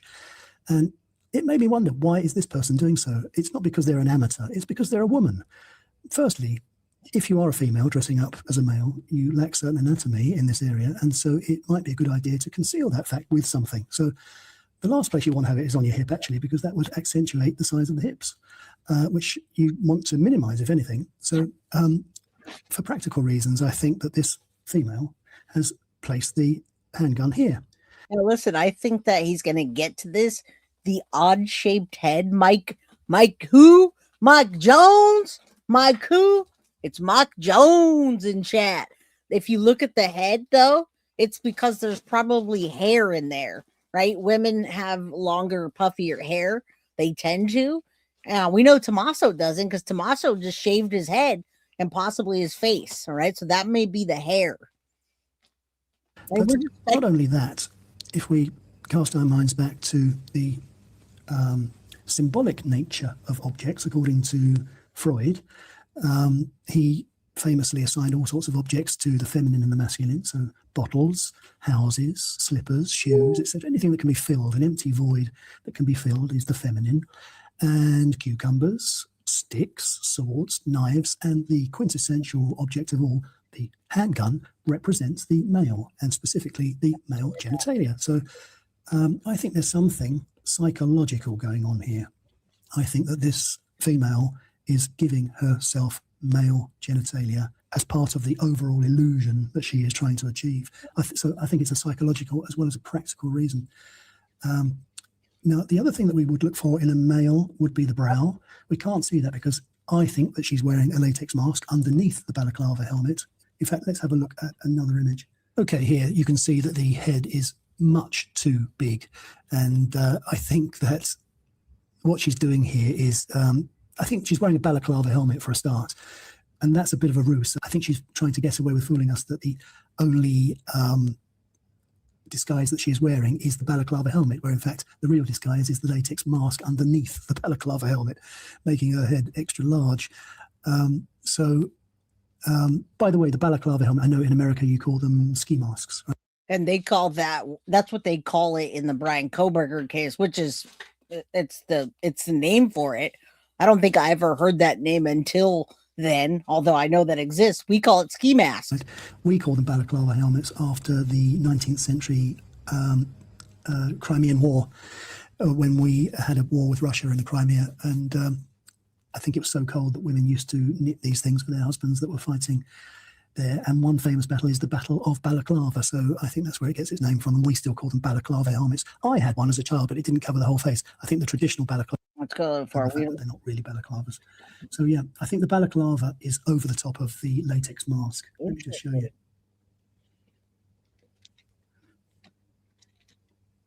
Wow. Okay, so underneath the balaclava, she's wearing something like this. And I think that's why the nose is getting squashed down a little bit. Anyway. I was watching this with my boss, and he said it looked like someone took a brick and smashed it into that person's face. It was so All right. Yeah, I'm not exactly sure. We're listening to him. We're just trying to make assumptions. And about the POA and the inheritance, we've been talking about that since day one. And now other people are using it as an opportunity for a ransom to get money. And I do believe if you go online and look at these things, some of them actually have shoulders and chests as well. So I wouldn't be surprised if she's wearing a whole shoulder piece to beef out the upper torso and to make it more masculine looking. Sorry. Yeah, all of that's fake there. And see, and I thought that it was oddly tucked in here. You cannot even see a neck. So I was thinking that was a beard that they tried to cover up, because look at the jacket. It goes all the way up. But that makes more sense if there's a mask, because look at that body and look at those pants. Like, it looks like they have like 2 or 3 pairs of pants on. All right. Sander, thank you so much. Or Sander Riggs, thank you for being here. I definitely appreciate you. All right, let's continue. We've been here for a long time. The facial hair is fake also, which makes me think it's part of the mask. It makes me think that if she's trying to pass herself off as a dark-haired male, chances are she's a fair-haired female. The gloves, look at how inflated they look. I think that they are padded out with some sort of glove underneath the latex. That would be my guess. And the eyes, very big. They look very feminine to me. Anyway, let's look at another picture. That's what I was thinking. You can see the eyes a lot better here. Let me just zoom up. It's actually the fingers I want to look at in this one. But yeah, I think that the latex, you see where there should be the upper eyelid there, and then the eyeball itself it seems to be a darker color than the upper eyelid, which is unusual. So I think that latex is probably a very light color. And some people have said, oh, this man has got trimmed eyebrows. I don't think so. I think that that's just the shadow. Interesting. That area there is the shadow of the balaclava. As I say, the eyelid. Again, this is just us purely just, I found this video. I love linguistics. I love, deception detective, analyzing body behavior. We get all that in this. So we're just looking at an avenue.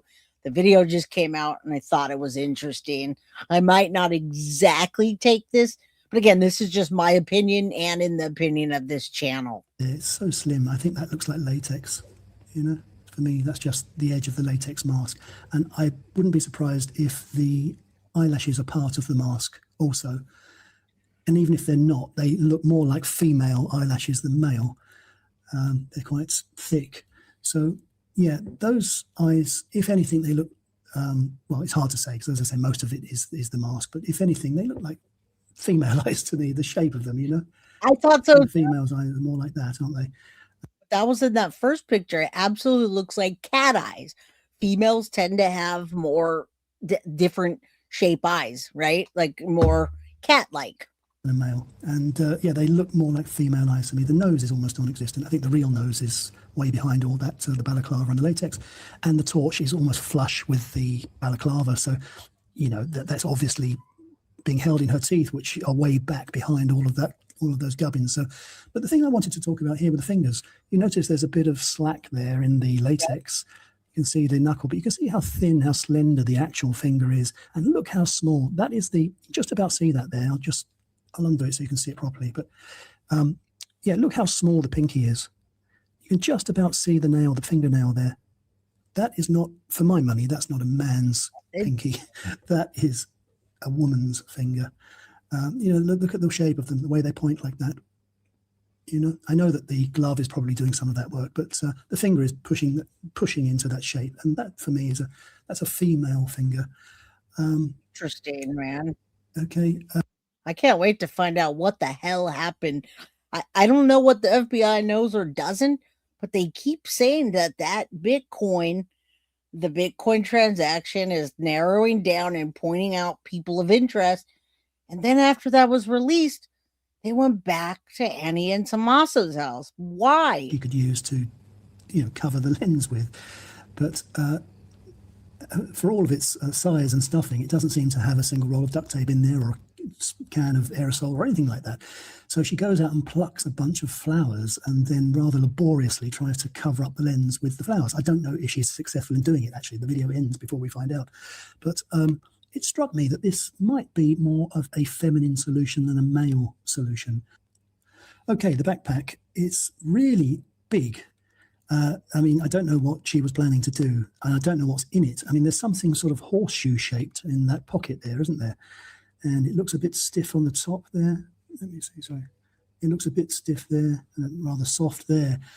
I wonder, now I know I'm going out on a limb with all of this, but I wonder if in that backpack is not an RAPE kit at all. I wonder if, in fact... I'm so glad that he is pointing this out, because we didn't really get to point this out in the other video.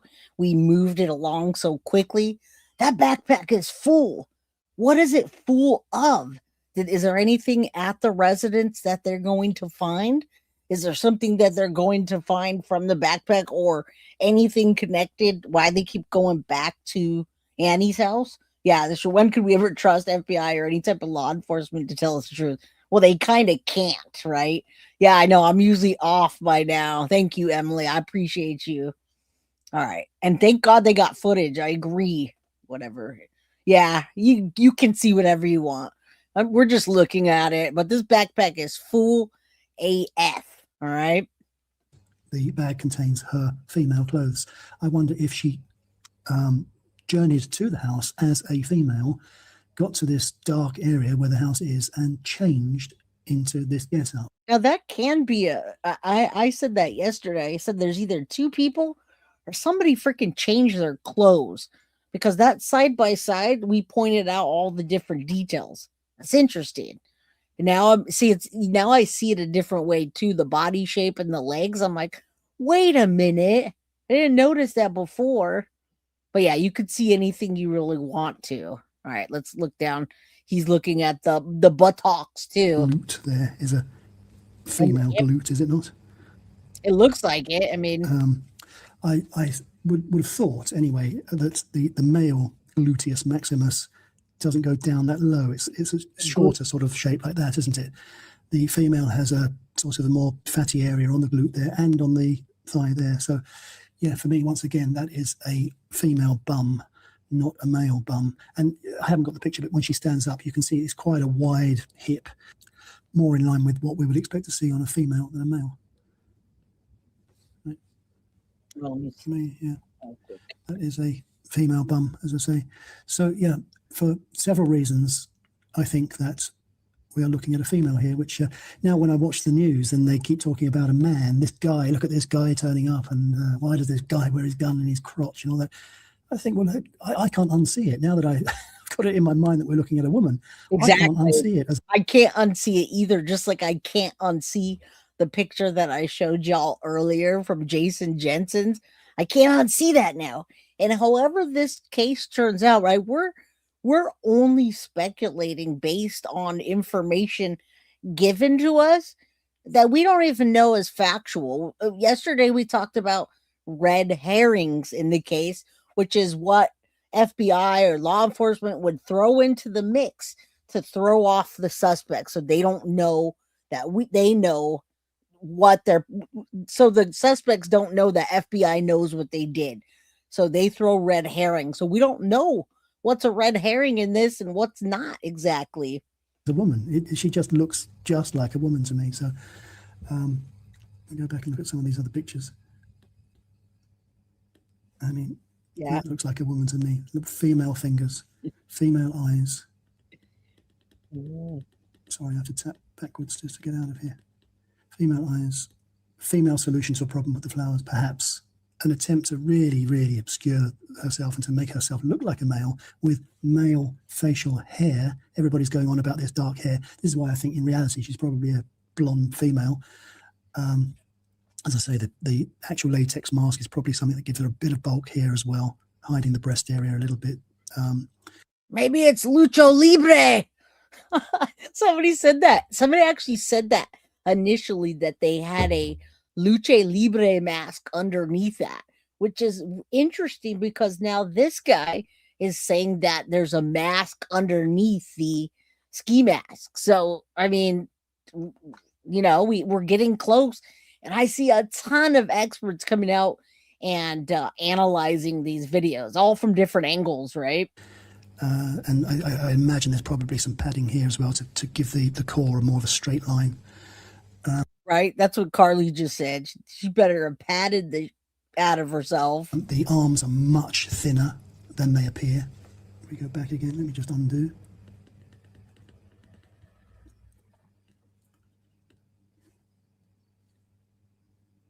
As I say, yeah, the arms are much thinner than they appear. We have this very thick layer underneath the fleece. Yeah. The waist and the hips and the glutes and the thigh all look feminine to me. We've got the ring on the right finger, which I don't know if that means anything or not. But as I say, for me, the sine qua non of masculinity. You guys, as we're getting, we still have 618 people. Do me a favor, hit that like button. Drop a 1 in chat. If you think it is a possibility that it's a female, put 2 in chat. If you think that it's definitely not a female, it's a male. 1 for a female, 2 for a male. Let's get into the algorithm, and then, of course, we're going to be following these with everything and come back. Yeah, Carly definitely. It's like a 50-50 split, but it's interesting though, right? Thank you guys. I appreciate it. Is of course the male genitalia, which this female has provided for herself with the quintessential Freudian symbolic object that represents that part of the male anatomy, placing it right there where it obscures the fact that she doesn't actually have the male anatomy, and I don't know, putting it in a place, as I say, where no man would ever put his firearm. So for me, female. I was actually going to say hit 3 if you think there are 2 people, and I'm on 3 where there are 2 people. So thank you guys for basically reading my mind. Deb says the groin edition looks like a female camping peewick. It keeps women from having to drop pants. Interesting when it's cold. All right, you guys are with me. A lot of you guys are with me on this. A lot of you guys, I didn't even say 3, but I believe they're absolutely 2 different people. All day long. Okay, as I say, sorry for doing something that's not linguistics. I know I should be doing linguistics. I do go a bit. I'm glad you didn't do linguistics. This is much better. Off the rails sometimes. I don't sit at home all day doing linguistics. And I really couldn't resist this because I think that, well, from what I can see, the commentators on the news have got this wrong. But anyway, I might be completely wrong. I know that I'm going out on a limb. But there you are. I'm just sharing my thoughts with you. What do you think? Leave your comments. And we're all going out on a limb, but I want to make sure Pling You 698 gets you guys going over there and subbing up to him. All right. Practical linguistics and words. This video just came out minutes ago. I do not want to steal this guy's thunder or his subscribers. So, oh, please, we don't all have. Yeah, that's true. That's true. Carly was just thinking of me, I guess. Chupacabra did it. All right, guys, we've been here for a long time. I want to show you that picture, but I don't know what's up with StreamYard. Let me see if I can get it up there. If not, then I'm just out of here. StreamYard is being finicky today, and I don't want to end the show. Yeah, it says there's an issue with your file. Please try again. Well, screw you. Screw you, StreamYard. See if I pay more for your service. All right, guys. In all seriousness, though, take a look at I'll move this. Nope. Take a look at the pictures. This is what gave the biggest break in the case yesterday. Things after these got released, the images and the videos, things started spiraling. An arrest was made. Tracks were being led to on the Bitcoin. So let's keep that out there. If anybody has any information on any of that, anything about the case, I believe it's what do I have the flyer? Who has the flyer? I was trying to put the flyer up and I never got around to it, and StreamYard's not letting me. So anyhow, I don't have that, but if you're local and you know, I pinned the FBI flyer in chat. Take a look, spread it, all of that stuff, and say a prayer that Nancy Guthrie gets brought home. If she's not alive any longer, that she's brought home to rest in peace with her family, and that this case gets solved sooner or later. All right.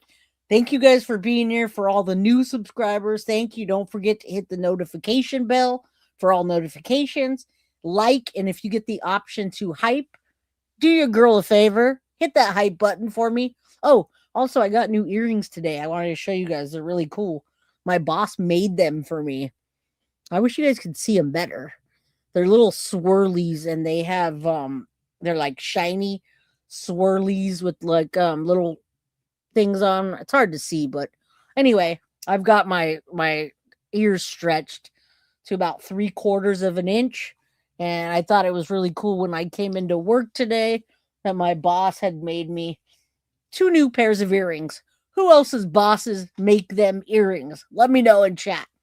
Drop a comment. Love you guys, and I'll see you tomorrow. Same time, same place, 4 p.m. Pacific Standard Time, 7 p.m. Eastern.